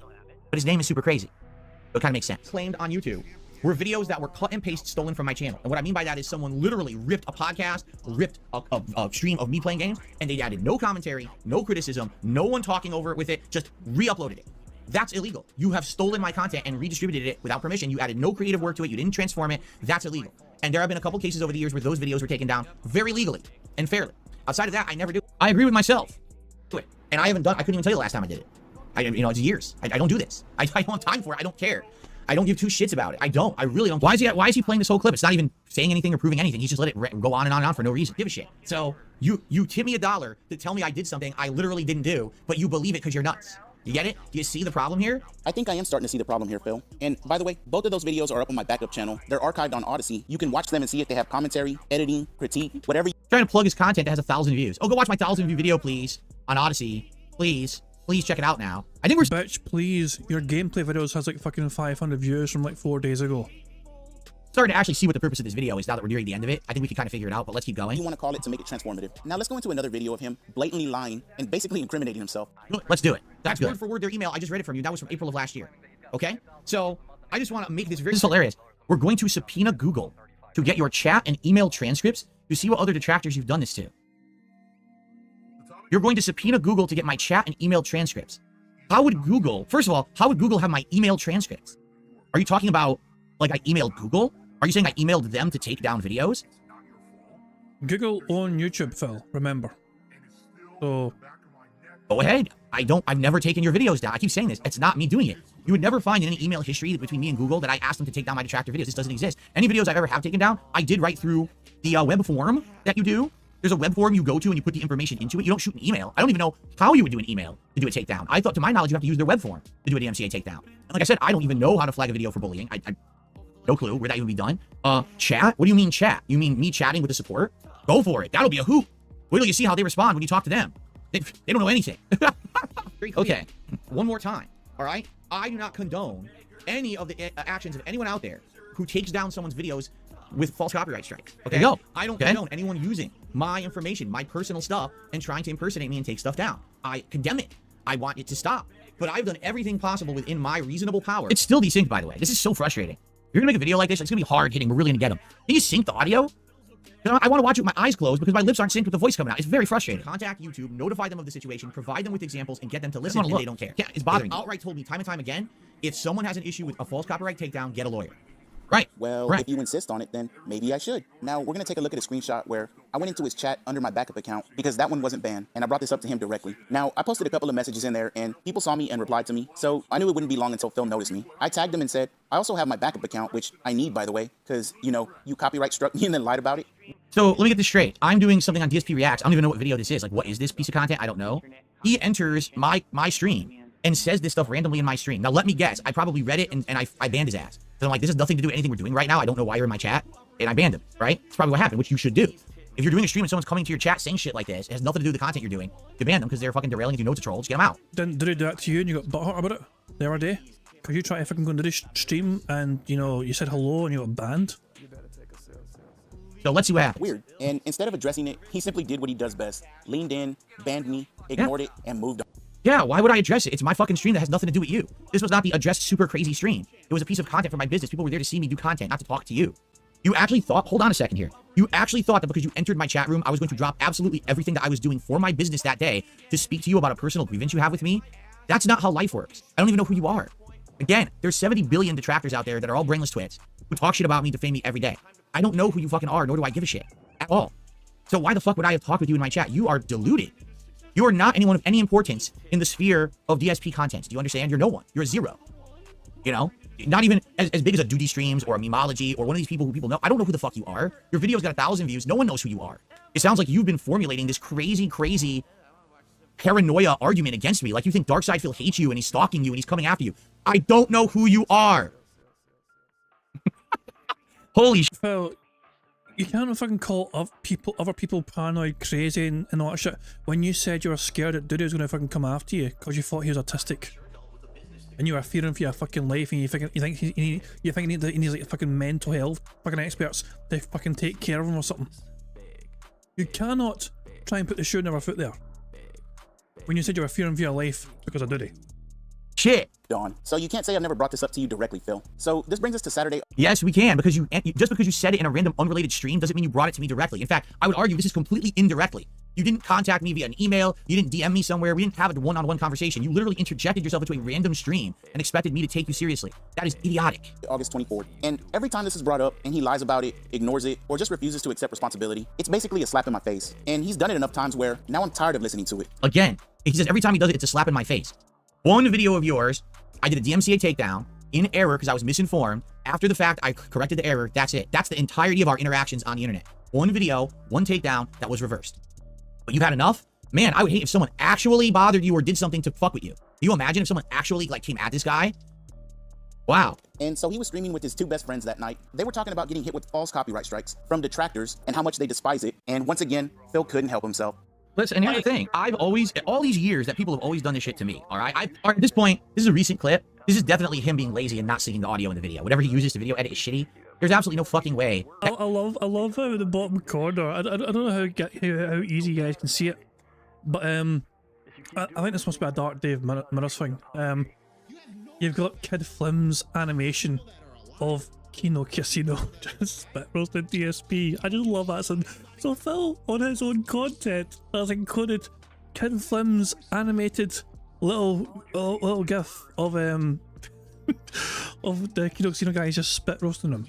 And Phil, I don't think he's even aware of it yet. Oh my god. Oh my god. Will Phil be aware of it? Will Phil recognize and go, oh my god, that's gross? Every single clip is desynced unless he just doesn't know what he's doing. I mean, come on, dude. Publicly admit, I've actually shown my flagging history. So people have seen it publicly. The only times I ever flagged anyone was like 7... It's actually censored. It's partially censored. So I guess if this was on Dark Days Mirror, they censored like the most obscene part, I guess, you know what I mean? Because it was, even for pixel art, it was a little bit graphic. 8-9 years ago, like at the very beginning of when you could do it. Right. See what I mean? Like the one time that I did in 2022 was a mistake and I corrected the mistake and I don't even remember the mistake. I don't even think about it. You know what I'm saying? I don't even think about that because it was corrected. You know? So it doesn't even come to mind. So now I'm supposed to remember this once. Okay, so from now on, when people say that, I'll say, so I never actually took anyone down for DMCA, except there was this one time in 2022 when someone misinformed me on a video and I did the takedown, I realized my mistake and I retracted it. All right, from now on, I guess I have to remember this because this guy literally is one of these fucking crazy obsessed weirdos who thinks that the one time that DSP ever had an interaction with him is like the focal point of his life. When in reality, for me, it was just a fucking Tuesday. It was just a little thing that happened that had no effect. Well, Phil said reality, which is good. Burger. He said interaction. And I don't think that's the same as interactive, you know? I think we need Phil to say interactive. Interactive feels like it feels like a different serve, so we can't count interactive, I think, yet. On anything, and I made a mistake and I fixed it. To him, he's like, I can never forget this. I hate Phil forever. Are you starting to get an image of my detractors now? This is literally what it's been. There's been one tiny little... Phil, if we're meant to fucking have one person be the representative of every single fucking person within a certain community, then can we fucking say that every single one of your fucking fans are just like Derek? Would that be a very fair representation for having Derek represent every single one of your fans? We are a very varied and distinct, unique entity essentially. There's a whole lot of us, we're a whole lot of different kind of people. We all fucking think and say different fucking things all the fucking time. You know, we don't all fucking agree with each other. Sometimes we disagree with each other. Sometimes we don't even like each other. But the fact of the matter is, then there's a whole fucking lot of detractors out there with opinions that they fucking want to share with their other fucking people, with you know, with the other people in the detractor community. But this is bullshit, Phil. You cannot just fucking say, hey, look, this one person here is a representative of every single fucking person that fucking speaks out against me. If Phil's going to use that argument, then every single one of Phil's fans are just like fucking Derek. Little thing that I've done at one point in their existence that pissed them off, and they hyper focus on it and won't ever let it go. They become obsessed over minutia, and then they join hate circles of similar-minded people who become obsessed over similar minutia. They're fucked in the head. This is not rational thought. This video exposes that this guy is cracked in his brain. That's what this does. This isn't laying out a legal foundation for anything. This is showing the guy's brain is fucked, and he's obsessed with me. And quite frankly, someone like this, I should be afraid of, because this is the kind of person that goes nuts and does crazy shit. You know what I'm saying? Like duty streams we were just looking at the other day. Phil is now afraid of Super Crazy. I had Super Crazy so Evil AJ is on the I'm scared he's going to come from my list, and then it's Duty, and now it's fucking Super Crazy. It's like, this is obsession. This guy's making 16 videos about me in 3 days. That's obsession. This guy literally has obsessed about me for years because of this stupid takedown thing, and now he actually thinks he has legal grounds to take me to court to it when he has no grounds for anything. He's nuts. But by the way, his name is Super Crazy. Because it was very gray at that time, like what was allowed and what wasn't. So maybe a couple people way early on, I did attempt it. After that, I haven't done it in like 9-something years. Some crazy. I didn't do that. That's a bullying strike. He said I didn't do that. He thinks I did. Like in his mind, with zero evidence, he's formulated this incredible obsessive case. He's the guy with the whiteboard with the fucking yarn going from picture to picture. And it's, you see, because this and this, it must be this and it must be this. These are detractor arguments against me. This is why the internet hated me for 10 years, because of obsessed people like this spouting nonsense, and then people just believe it with no evidence. They just think, oh yeah, well Phil just does this all the time. No, I don't. Where's your evidence? You have evidence of one time I did it and I corrected the mistake. You don't have evidence of anything you're saying. It doesn't exist. I didn't do it. Amount of time, besides one guy who literally was just ripping my raw content and was putting it on his channel with no commentary, no transformation. He was just literally robbing my stream. So that guy I did take down, rightfully so. I have the ability to use the law to stop someone from stealing my content. But all these years, these people have taken my stuff. Was someone trying to do commentary? Someone was trying to do commentary and they're oh, for God's sake. Phil isn't aware of Dark Days Mirror and their soundboards. Commentary, you can't even hear it. I don't know if that could be argued as a transformative work, because if you can't hear the commentary over me, it probably means it doesn't qualify as a transformative work. I'm just saying. Ever have I been the guy to hit these people with copyright strikes? The problem is, these people are infighting now, and what they've started to do is flag each other and lie and break YouTube's terms of service, and they've actually... Here again, what does the fucking mean? This is... Do you not understand? Every time you put that on the screen, you show that you're fucking a weird, slow person. You get that? The meme doesn't make sense. It's not funny. It's fucking stupid. Only people in your circle jerking community understand that meme. No one... This isn't building a case for you, because no one understands the fuck you're saying. God, man, you're really annoying. It's annoying how inept you are. Impersonated me. Oh, isn't that motherfucking Shawn Michaels?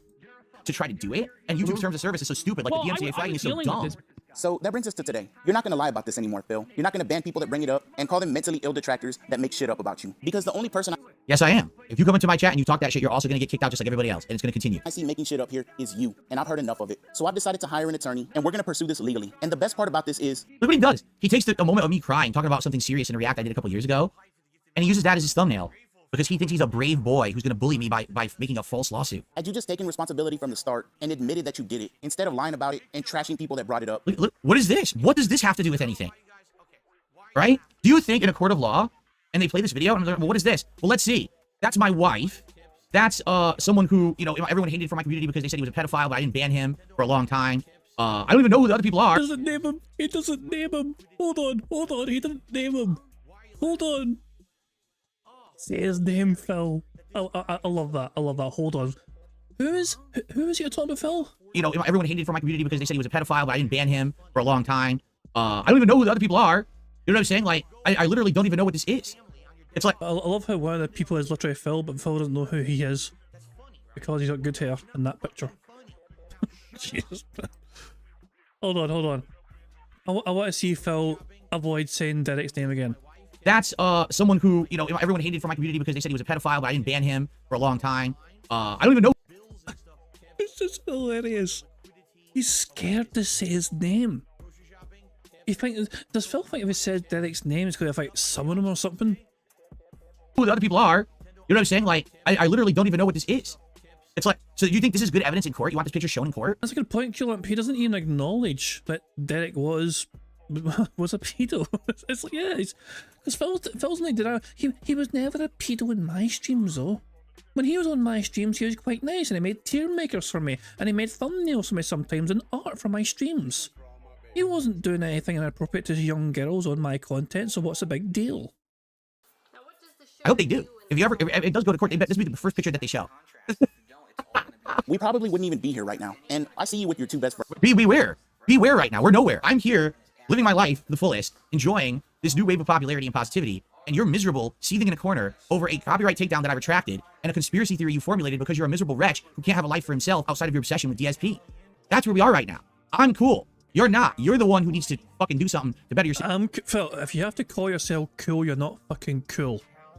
Situation where you are right now, it ain't me. Friends, you're the king again, you're winning every day, and you can't be stopped. Well, we're gonna see about that. And so if you want to help me with this, the link will be in the description. Again, look what he's like. What is this? What are you selecting? And by the way, so what is he saying? If you want to help me with this, the link will be in the description. We're gonna check out the description. If not, it's okay. I'm still gonna try and do as much as I can by myself. But this shit is not cheap. And the last thing I'll say is, if you decide to support it, please leave your YouTube name if you can, so I know who supported me during this, and I will not forget it. That's it. So let's take a look. What's in the description of his video here? Give, send, go. All right. Help me fight back. He's trying to raise $10,000 for this campaign, folks. He's trying to raise 10K. Help me fight back against false DMCA abusers. There is literally one case of a DMCA claim against the man, and it's been retracted. Okay? This is dealt with legal costs in order to fight back against a serial YouTube DMCA abuser. Did you see any evidence of serial YouTube DMCA abuse in his video or in my flag history? Whoa, whoa, whoa. In December 2021 and January 2022, Phil Burnell DSP issued knowingly false copyright and community guideline strikes against my YouTube channel. That's defamation, or that's libel. He put in writing a false statement. Libel's right in this case. Well done, Phil. You got it right this time. No. I'm not saying it is libel, but Phil got the meaning right, at least. I did not knowingly issue a false copyright strike. I thought it was legit. I did not ever issue a community guideline strike against you. That's libel. Oops. Sorry about that, bro. You probably shouldn't have put that in there, because you actually just defamed me publicly. In this give, send, go post, you have defamation. So this will come up, okay?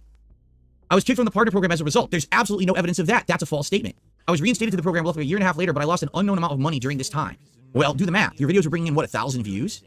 So you can do the math and probably figure out how much you would have made. I have no clue because I don't watch your content. I don't know how much any views you were making. To make matters worse, DSP claims he doesn't issue copyright strikes to channels outside of one case where someone was stealing his content. This channel has no ties to me whatsoever. Fast forward to April 2023, and a video uploaded to his own YouTube channel it shows his copyright history, and one of my videos can be seen in the copyright section. Another video that doesn't show up there but was struck by DSP for community guidelines. Again, what? Another video that doesn't show up there was also struck by DSP for community guidelines. Slander and libel number 2. I didn't hit you with any community guideline strike whatsoever. You're making it up. You have no evidence of it. That's libel and slander number 2. It's libel and slander. Libel and slander number 2. He was later asked about the copyright strike during a live stream. He flat out denied he was responsible. That's not true. I was never directly confronted about that particular copyright strike, or if I was, I didn't know that's what people were talking about. Every time the subject brought up, he lies or ignores the question. False. During this live stream, he once again stated he doesn't copyright strike channels. Correct, I do not. Outside of that one time, correct, except for the one time that you're pointing out that I retracted it, which I didn't mention because it's retracted. There's nothing to do with me. I've never once live streamed his channel or any other content for that matter. Okay? So what does that have to do with your post here? Nothing. Why'd you even bring it up? I mean, edited transformative videos that critique, review, and offer analysis. One final thing I'd like to mention is during the video where DSP showed his flag history, he claimed later he went back and removed the copyright strike. That is correct. The reason he gave for removing the strike was he felt they learned their lesson. That's just me casually saying something in a video. That has absolutely nothing to do with the reason I retracted it. Whoa, Phil. Casually saying something in a video. Your words matter when it comes to these kind of things like this. You can't just fucking say I didn't mean what I said. I was like, oh, did I say I was going to kill that bastard? I didn't mean that. I was just angry when I said that. I didn't mean I was going to kill that bastard. Just because that bastard ended up dead didn't mean I was fucking going to kill that bastard. Even I just said I was going to kill that bastard. That was just me fucking saying I was going to kill that bastard. You understand what I'm saying? So, Phil, yeah, super crazy.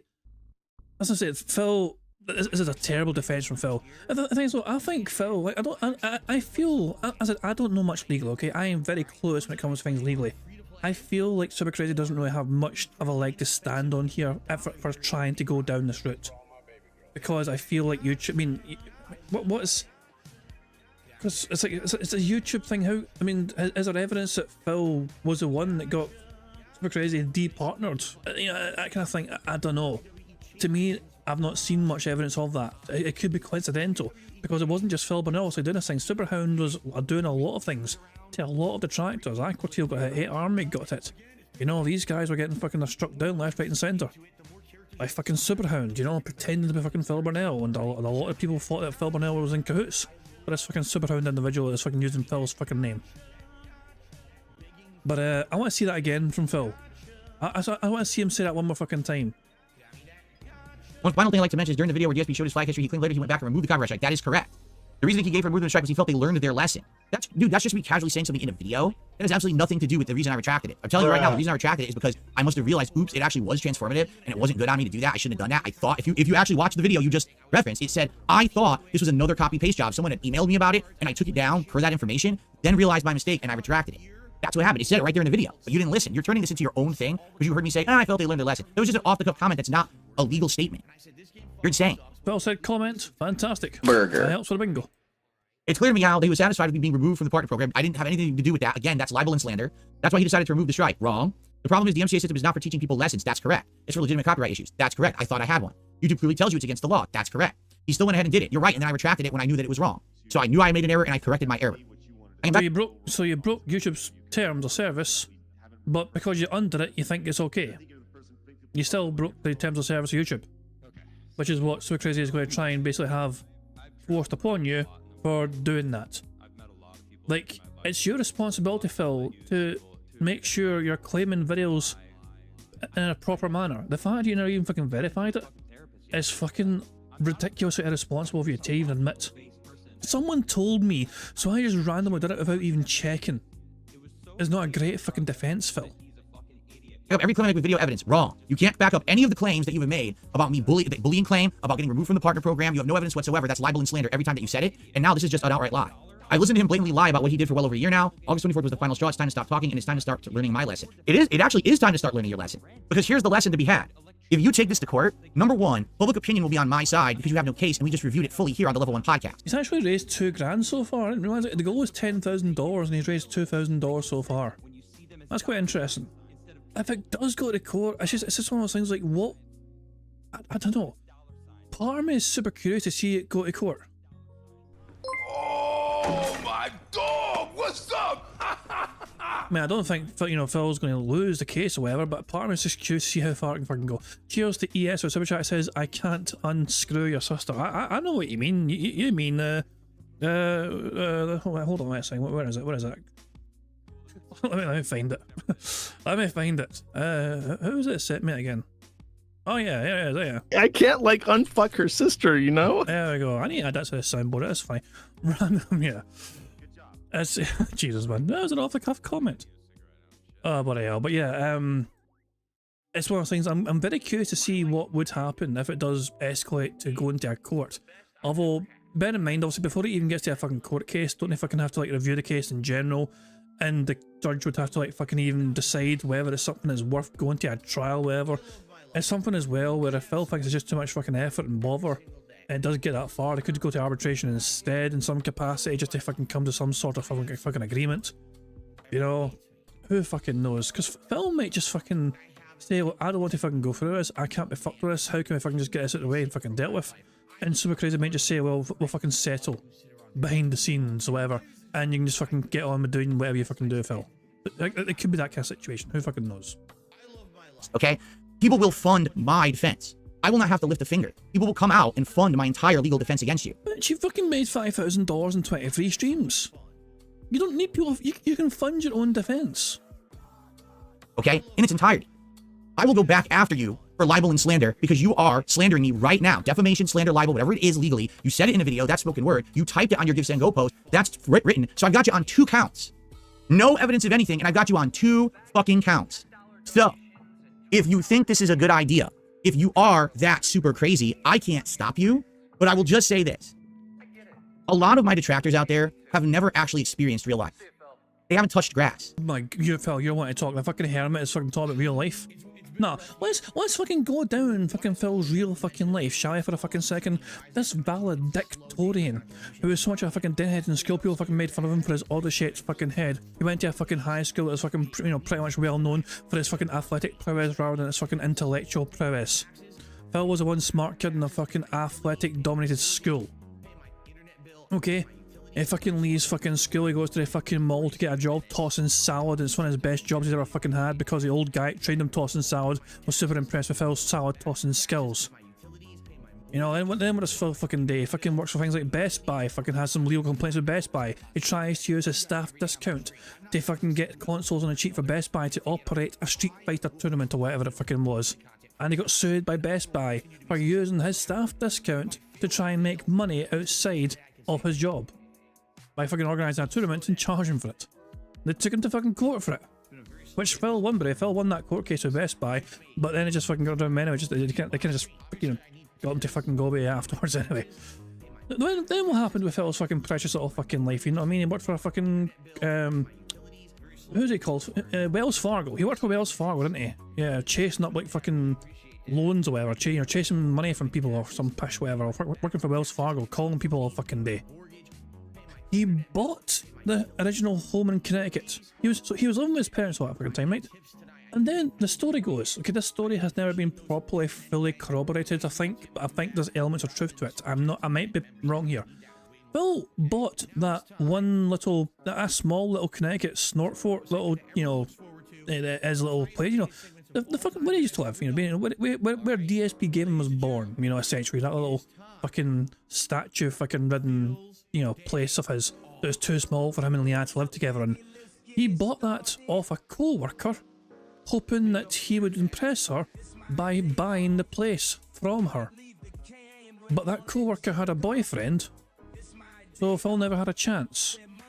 That's the story I heard. That Phil bought that place in the first place, not because he necessarily needed it or whatever, but just because one, he wanted space anyway, and two, he was trying to flex to the co-worker who owned that place. I mean, as I said, I'm not sure the full, I think there's elements of truth to that, you know what I mean? It's been covered before in that regard, you know what I mean? And it's what I've heard. I'm not sure how true that is, but it's still fucking funny. But then they talk about fucking, then let's go on about the nepotism, where his daddy secured him a fucking work at Sikorsky, the helicopter company. And his daddy fucking made sure he got a cushy little fucking job, and he was fucking probably getting good money for that fucking job as well. But there's only one problem with Phil having that very good fucking job at Sikorsky. Phil was shit at that fucking job at Sikorsky. He was so shit, they had to give him a fucking laptop, and he had to fucking finish the work at home because he could not fucking do the work in the fucking on site like everyone else fucking did. Phil was special and got a laptop to take home so he could fucking work in his own spare time to make up for the fucking time lost in the office because he was so fucking slow compared to everyone else, simply because he was not cut out for the fucking job. And so they got Phil doing a bunch of different things. His daddy, who was in charge of fucking giving certifications to people, gave his son a certificate of, you know, continuous improvement or some pish like that, you know what I mean? Hey, well done, son. Let me print out this little certificate for you. Here's a gold star for you because you're such a good fucking worker and all that shit. Then he got fucking shit canned because he was fucking too shit and his daddy couldn't fucking save him from getting fucking fired. And so Phil's like, what do I fucking do now? I can't toss salad anymore. I can't work at Best Buy anymore because they fucking, you know, try to sue me. And I can't work at Sikorsky anymore because my daddy can't protect me from this fucking job I just lost. What will I do now? I think I'll fucking go on YouTube and play games and drink a whole lot and just upload videos and see if that fucking works for me. You know? Phil has never really properly ever grown up. Well, see, I omitted a lot of details there. I didn't count him fucking... So Phil, in between all that, right? In between all that, Phil got hyper fixated on Street Fighter, Super Turbo 2 primarily, and he racked up mountains of credit card debt, going to tournaments and conventions. Then YouTube came along, he went and talked to Hutch or whatever, and Hutch fucking, you know, got him a Machinima contract or whatever, and Phil blew up in popularity out of fucking blue, without much effort or trying or whatever. And Phil spammed the channel full of or whatever, and Phil managed to clear his first mountain of credit card debt. Or to fucking get himself in more credit card debt later down the line when he moved to Washington and not learn his lesson and go bankrupt. Phil, though, as I'm saying though, Phil's talking about fucking other detractors, not shit, not experienced in real life, not fucking grown up. Phil is the fucking man-child who has refused to grow up. It's like Peter Pan, except shit and depressing. And Peter Pan is actually quite a depressing story when you fucking look at the real true story, not the fucking Disney version. They haven't actually had like strife or struggle or pain. To this guy, his biggest strife, struggle, and pain in his life is that he got a copyright strike from me.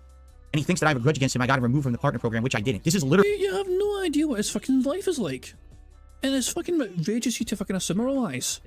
Like, Phil has shared most of his fucking life on this fucking, on the internet. So we have a good general idea of what some of his life is fucking like because he's on it all the fucking time, on sharing it with everyone all the fucking time. But he knows absolutely fuck all about Super Crazy. He's gonna fucking pretend to know everything about him.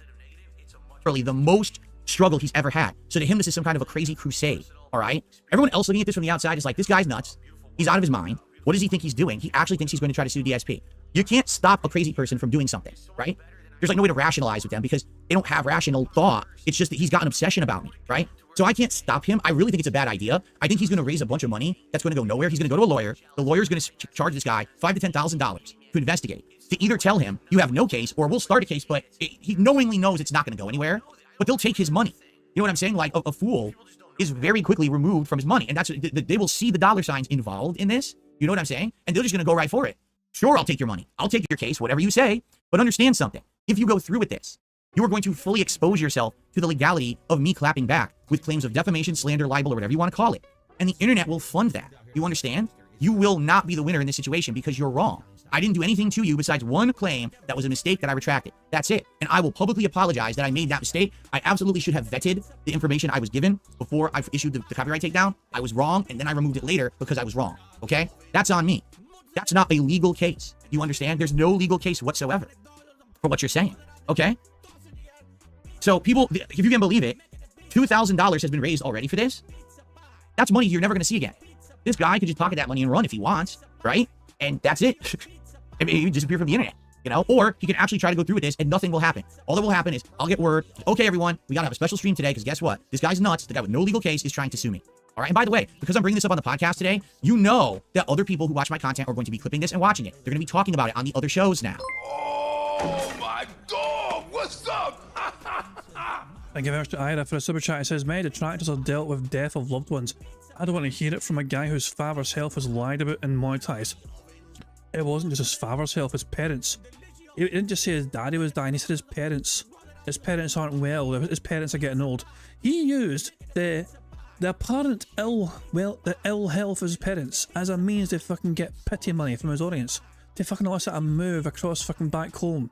I want to see my parents one more fucking time before they fucking pass on because they're getting on in age. And so it's fucking Denton supporting him profusely. My dog, what's up? And when I supported him profusely or whatever, and then feels like great, I can go back home and see my fucking mammy and daddy again or whatever. And it was, by the way, it's a bait and switch. It's a fucking wedding we're going for after all. And the parents paid for it. I don't have to fucking have to pay. They paid for the wedding. They paid for the meal after. They fucking, you know, they paid for the flights. They paid for the fucking in-flight Wi-Fi. They paid for it all. And they even gave me $5,000 to go to all the back taxes. So thank you guys for listening to my fucking sob story about wanting to see my parents one last fucking time before they fucking pass on, but, you know, but nah, but there we go. They paid for everything, so cheers for that, and fuck off. Ira says his dad is arguing with healthcare and I'm not sure about his mum. Who fucking knows? We don't know. Thank you very much to the Dapper Dragon for a super chat as well. It says Phil's detractors are cops, lawyers, vets, and Steve.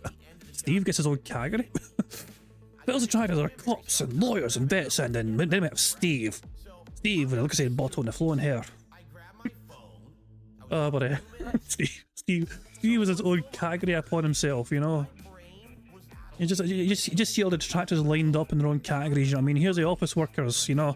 Here's the athletes, you know. Here's the muscle builders and all that shit, you know what I mean? All these lines of people, you know what I mean? And then here's the Steves, and it's just Steve just standing in his zones, and yeah, I'm on the category of the detractor.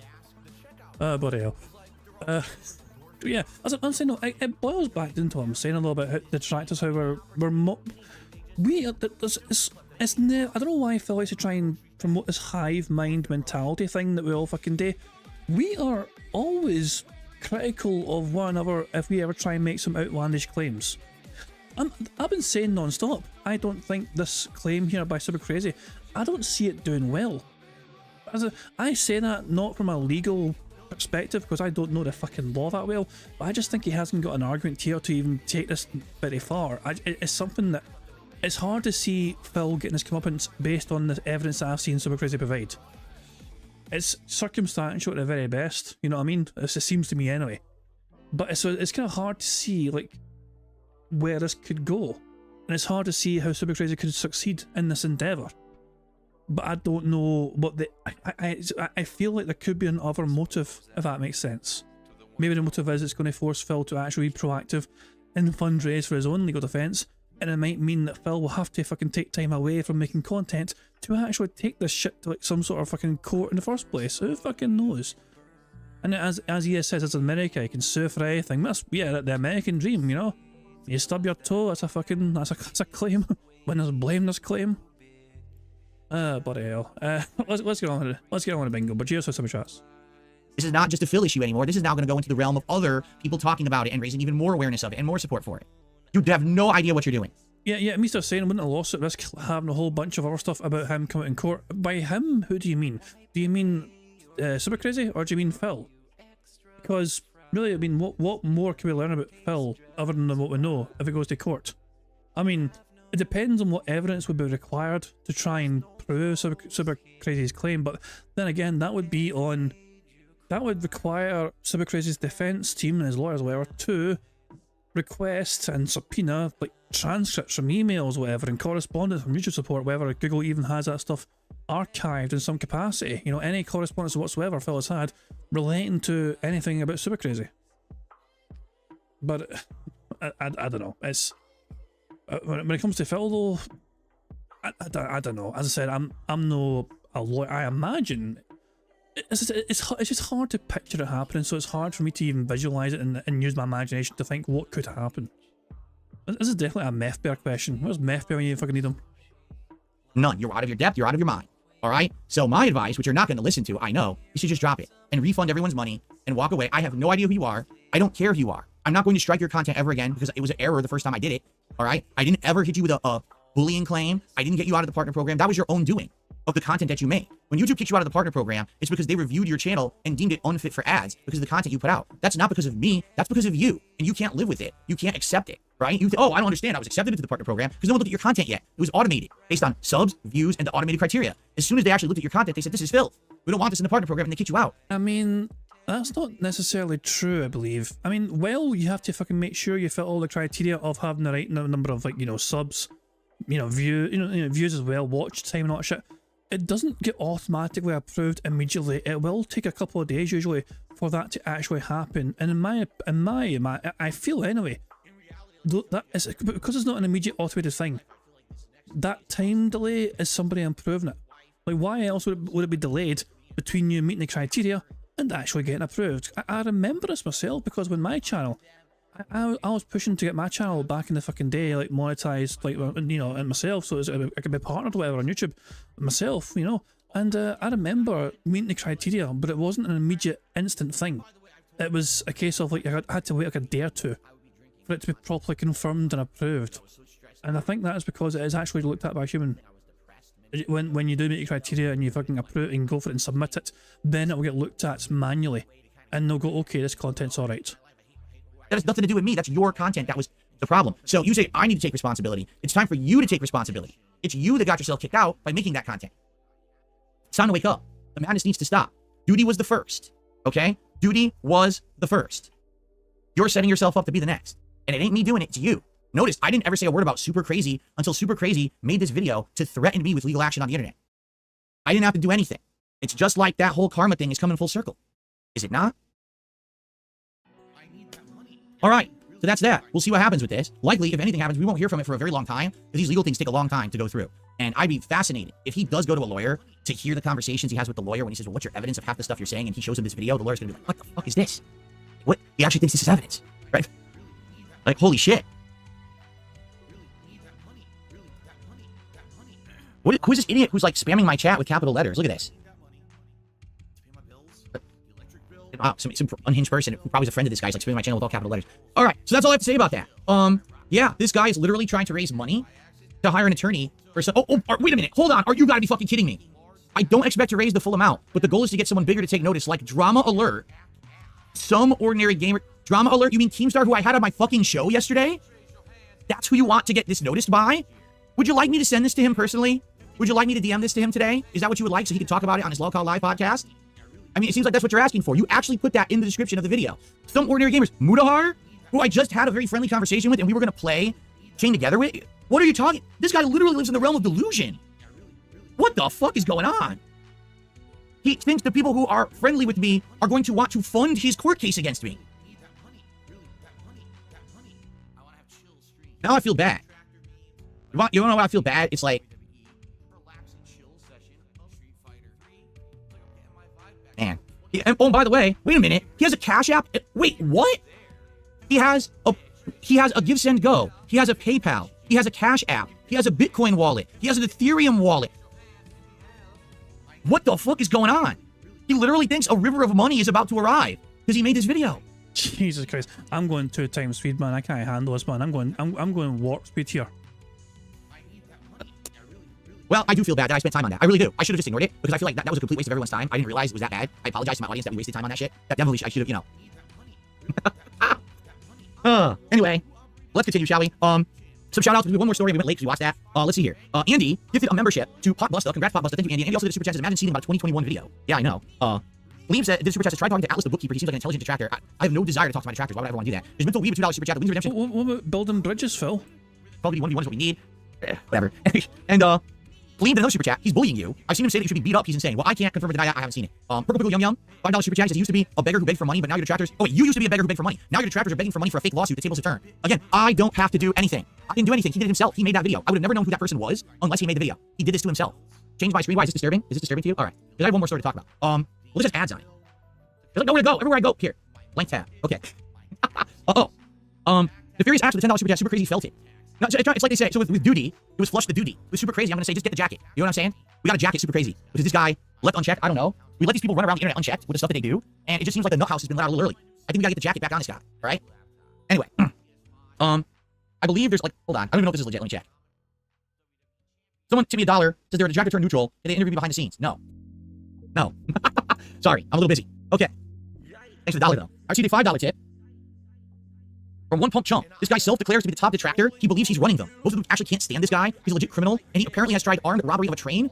I can't confirm any of what that was said. I'm just reading a super chat. That's probably not factual information. I'll just preface it with that before someone tries to say, Phil, you said all this defamatory stuff about that guy on your stream. No, I did not. I'm not saying any of what was read was fact. I'm just reading the super chat, nor do I know anything about that. I don't really care. Okay? Super crazy. Get the jackets. That's all I have to say. Okay, one more story, and then we'll end the show. Early Star Wars. Oh my dog! What's up? Thank you very much. ES super chat says, Phil already jacked it. You sure did. Outlaws PS5 players paid $110 only to have Ubisoft issue a new patch and tell them to start a new save file or face a game-breaking bug. This is from GamesRadar.com. So, what they're saying is that if you paid extra money, by the way, look at this insanely stupid fucking ad, the most realistic game of 2024, Raid Shadow Legends. Get the fuck out of my face. What a stupid fucking thing. In a nutshell, because I read this already, okay? Basically, this game, Star Wars Outlaws, has a preview. You either have to pay $110 to get a super premium edition, or you get Ubisoft Plus, which is $20 a month subscription, and you get the best version of the game 3 days early. That's how I played Star Wars Outlaws 2 days ago on Tuesday, when it really comes out tomorrow. But what happened is people played it on PS5, and they just issued a patch for it. And the patch says, here it is. The player reports the patch updated the game to version 1.000.02 rolled out a few hours after the launch. PS5 players who started their games in that window between the early access launch and the release of the patch are now facing the potential of game-breaking bugs. As one of the players affected who had access to an older version of the game were worried might be encountering some issues after the recent patch, Ubisoft said in an email to affected players that's now making the rounds of Reddit. Ubisoft isn't specific about the exact nature of the bugs, but says once the patch is installed, you should start a new save to fully enjoy Star Wars Outlaws as our team intended. If you continue on a prior save, you'll unfortunately face issues and progression blockers. Reports from players are suggesting the bug has you stuck in space, unable to land on a planet ever again. It apparently occurs after the false flag mission that first sends you into space. The bug only seems to affect PS5 players. So imagine, you booted the game on launch day, you played it for many hours while you were playing a patch issue, you didn't download the patch right away, so all of your initial gameplay is now bunked. If you started playing the game before their update patch hit, your entire playthrough up to that point is bunked, because as soon as you go into space, you'll get stuck in space and won't be able to make any progress ever again in the game. There's a follow-up story to this. Ready? Update. Here is the official response from Ubisoft. On August 27th, our team identified an issue where some PS5 players were playing on a previous version of the game. We quickly deployed an update and informed affected players to ensure their game was updated to the latest version, and advised they begin a new save to avoid additional issues and progression blockers. We followed up with affected PS5 players today to inform them that we have provided them an in-game Trailblazer trinket, as well as 100 Ubisoft Connect units to redeem for in-game rewards, for example, to make the return to the Outer Rim just a little more special. So let me think about this. I started playing your game on launch day. I paid a ton of extra money to do it. I played 10-15 hours into the game because I like it, and then the next time that I booted the game up to play it, you said, I have to lose my 15 hours of progress and start the entire game over. Oh, but here's some in-game credits and a trinket to put on your bike.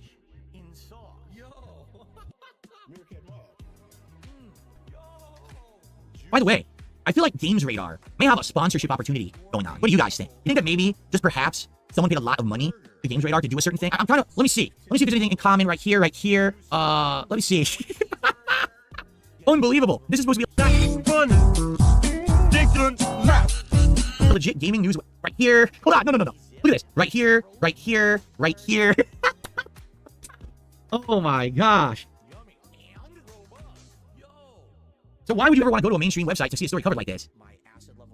I actually think worse than that is the Raid Shadow Legends ad. The most realistic game of 2024. Raid Shadow Legends on your fucking phone? They think that's the most real. You want to talk about false advertising? Like, how can they get away with that? That's insane.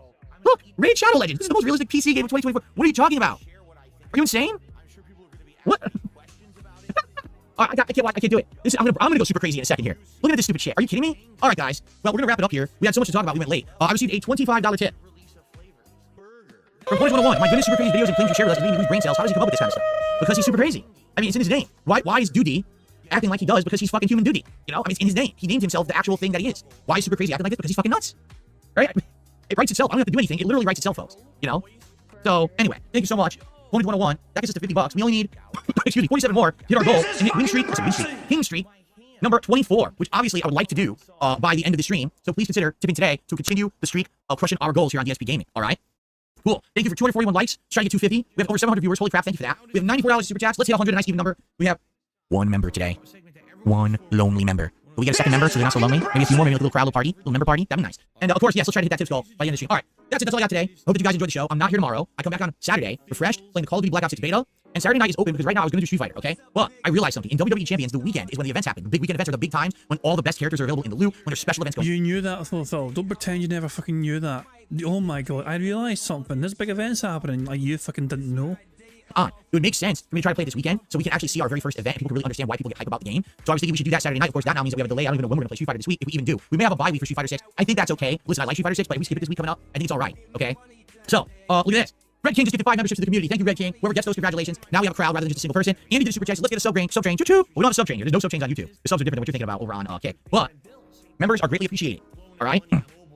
All right, guys. We got to end this because I got to get set up and we actually have to play Black Myth Wukong today. All right? So, thank you all so very much. I hope you enjoyed the show. Have a good Thursday away because I won't be here. I'll be back on Friday. Or excuse me. Have a good Friday. I'll be away. I'll be back on Saturday. See, I had such a long week. I lost track of the days. Right? Today is Thursday. Right? So, I'll be back on Saturday. Great streaming day ahead. I wish you all the best tomorrow. Please be safe. And, hell, there's an insane amount of content you can get caught up on here on DSP Gaming if you so wish. You should probably give it a look. All right, guys. Thank you all. I will see you Saturday. It's out. All right, guys. So let's get set up for a fun stream, shall we?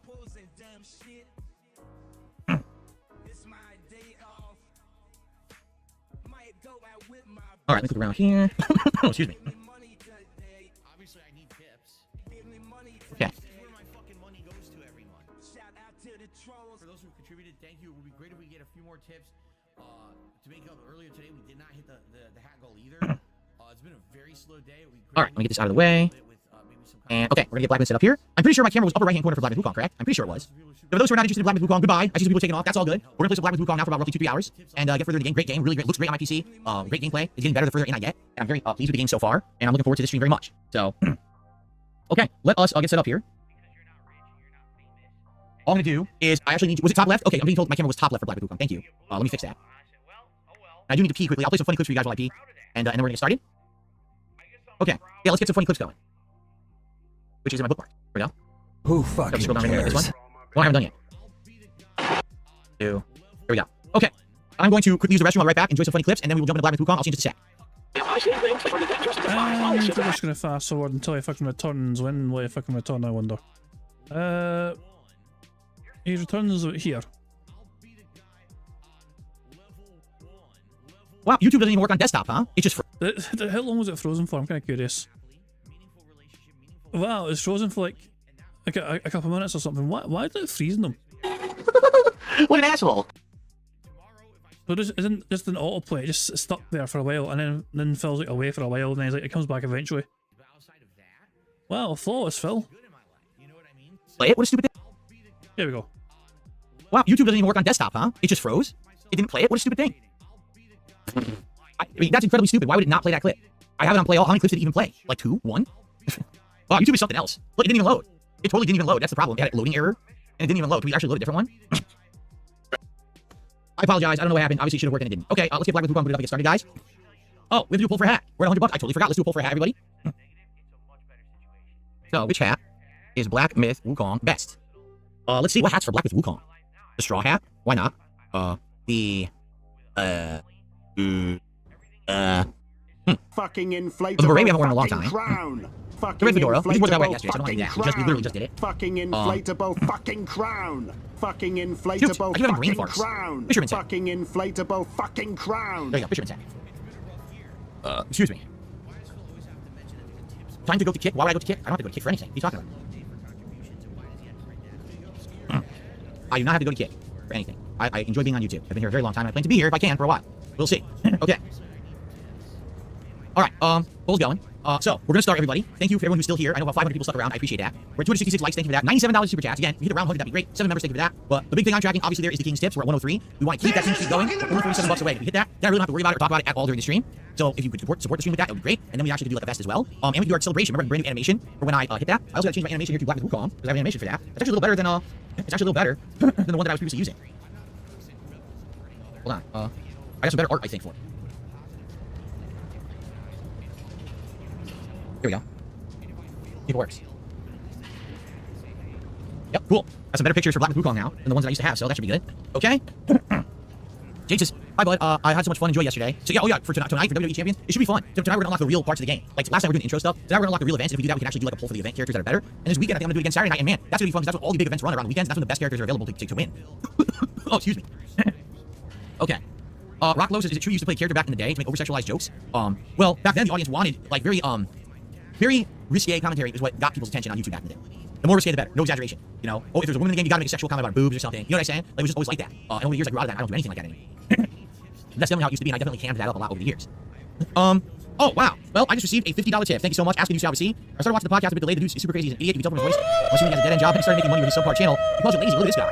The best he's even doing is just trashing with lies. And Dolly calls you an So there you go. So Phil has got $150 now. Burger. 5 in a row. That's concerning. He's not recording for YouTube yet for his gameplay, so yeah, that counts. Beggar, raising funds during your bankruptcy. You were fighting for your livelihood. You should be called a true eBaying scumbag. Now he's eBaying for $10,000 for just a frivolous lawsuit. But I'm sure detractors will try to fund it. But we're supposedly bad for supporting our favorite creator. You have no idea how much hypocrisy at the end of this video eBaying for the lawsuit it is. It's pissing me off. If nobody calls him out on that, they're cunts, assholes, and every other name under the sun. Well, there you go. Cunts, assholes, and every other name under the sun. I didn't say it. I just repeated what we said. We did it. Ladies and gentlemen, we haven't even started the game. We're just about to. We crushed it again. $153 raised. The King Streak sits at 24 and continues. We have now definitely surpassed The Undertaker, right? And you know what that means, folks. You know what it means. When the King Streak is achieved, it is time. Let me get rid of this now, because I might want to go full screen at some point. Let me get rid of the one podcast. Full screen. Excuse me. Okay. It is time for the Royal Celebration. 24 straight streams of crushing it, of hitting all the kingly goals. The coffers, once again, floweth with the riches of the people. And the King is so grateful to all of you taking me along for this amazing ride that we have been on almost a month now. It started at the beginning of August, this positivity towards me, and it just grew and grew over the course of the month. More and more and more. I really, really appreciate all of you supporting my content, coming out, hanging out, enjoying it. I thank you so very much. Let's keep it rolling. Let's keep the positivity going, shall we? Okay. Thank you. Here we go. Ready to start? I think we're going to start right in the middle of shit. Remember we were last time, right? Alrighty, folks. Welcome back to Black Myth Wukong. If you remember last time around. Oh, he is on. This is now definitely YouTube mode, okay? So that's going to bring an end to the bingo, sadly. Yeah, I know I said at the start of the stream we're going to have some marbles afterwards. I'm going to have to delay that to tomorrow. I'm going to do a special stream. It won't be a bingo stream, but we'll do some stream tomorrow anyway. Regardless, you know. Okay, we'll come up with something. But yeah, tomorrow we'll do something. It's not like I did marbles. I got to actually fucking bounce right now. But I didn't win bingo. It is what it is. Phil is currently sitting at $162 and tips. Fucking who cares for that? Let's just get our delightful wee fucking otters going. Guys, thank you very much for joining me for some bingo antics today. Sorry we couldn't get a full house today, and we'll try tomorrow to add some more money to that bingo prize fund. We'll have some like marble courses where tomorrow at some point as well. But yeah, sorry I couldn't do it today, but yeah, I got to bounce, guys. Thank you very much, as I said, for being here. Thank you very much as well for the contributions and keeping me sane in the bingo card and all that jazz. Oh, as I said, I don't know what I'm doing tomorrow. I'm not sure exactly what I'll do tomorrow. I'll come up with something though, of course. But yeah, make sure also check out other people tomorrow as well on Phil's day off. You know, that being said, I'll be live tomorrow, for example, doing their show. Broside Phil as well is doing something as well. I believe it is promoting our own the true crime thing, for example. But yeah, make sure you keep an eye out for other people doing the kind of robust content they're going to be planning and creating, not jazz. But I'm going to end how it always ends by pointing to today's PIG contributions made by the supremely talented Pixar Animations.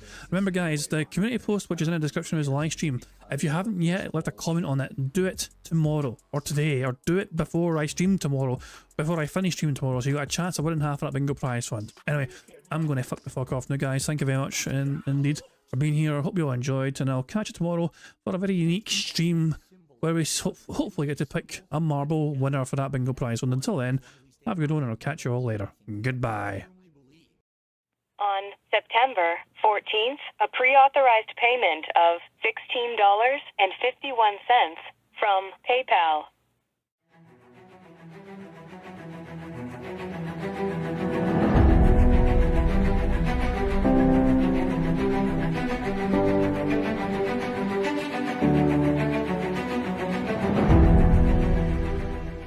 All right, Luna Mills has tipped me $1.30. It says, "I'm back. What's your favorite type of shower?" When you're showered in money. When you go outside and all of a sudden greenbacks start falling from the sky and you raise your face up, you're like, oh, you start dancing, you go, oh, money, money, yeah, yeah. All right, I don't know what the hell you're talking about, but thank you for the first tip of the day.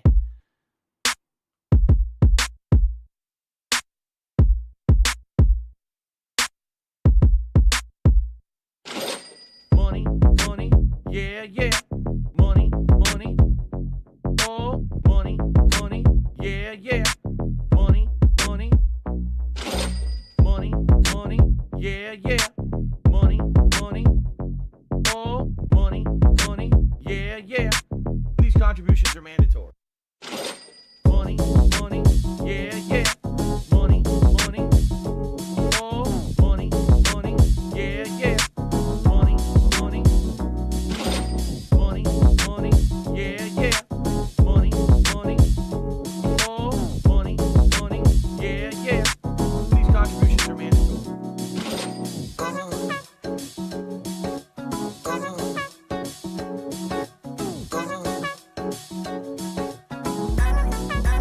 Show me the money.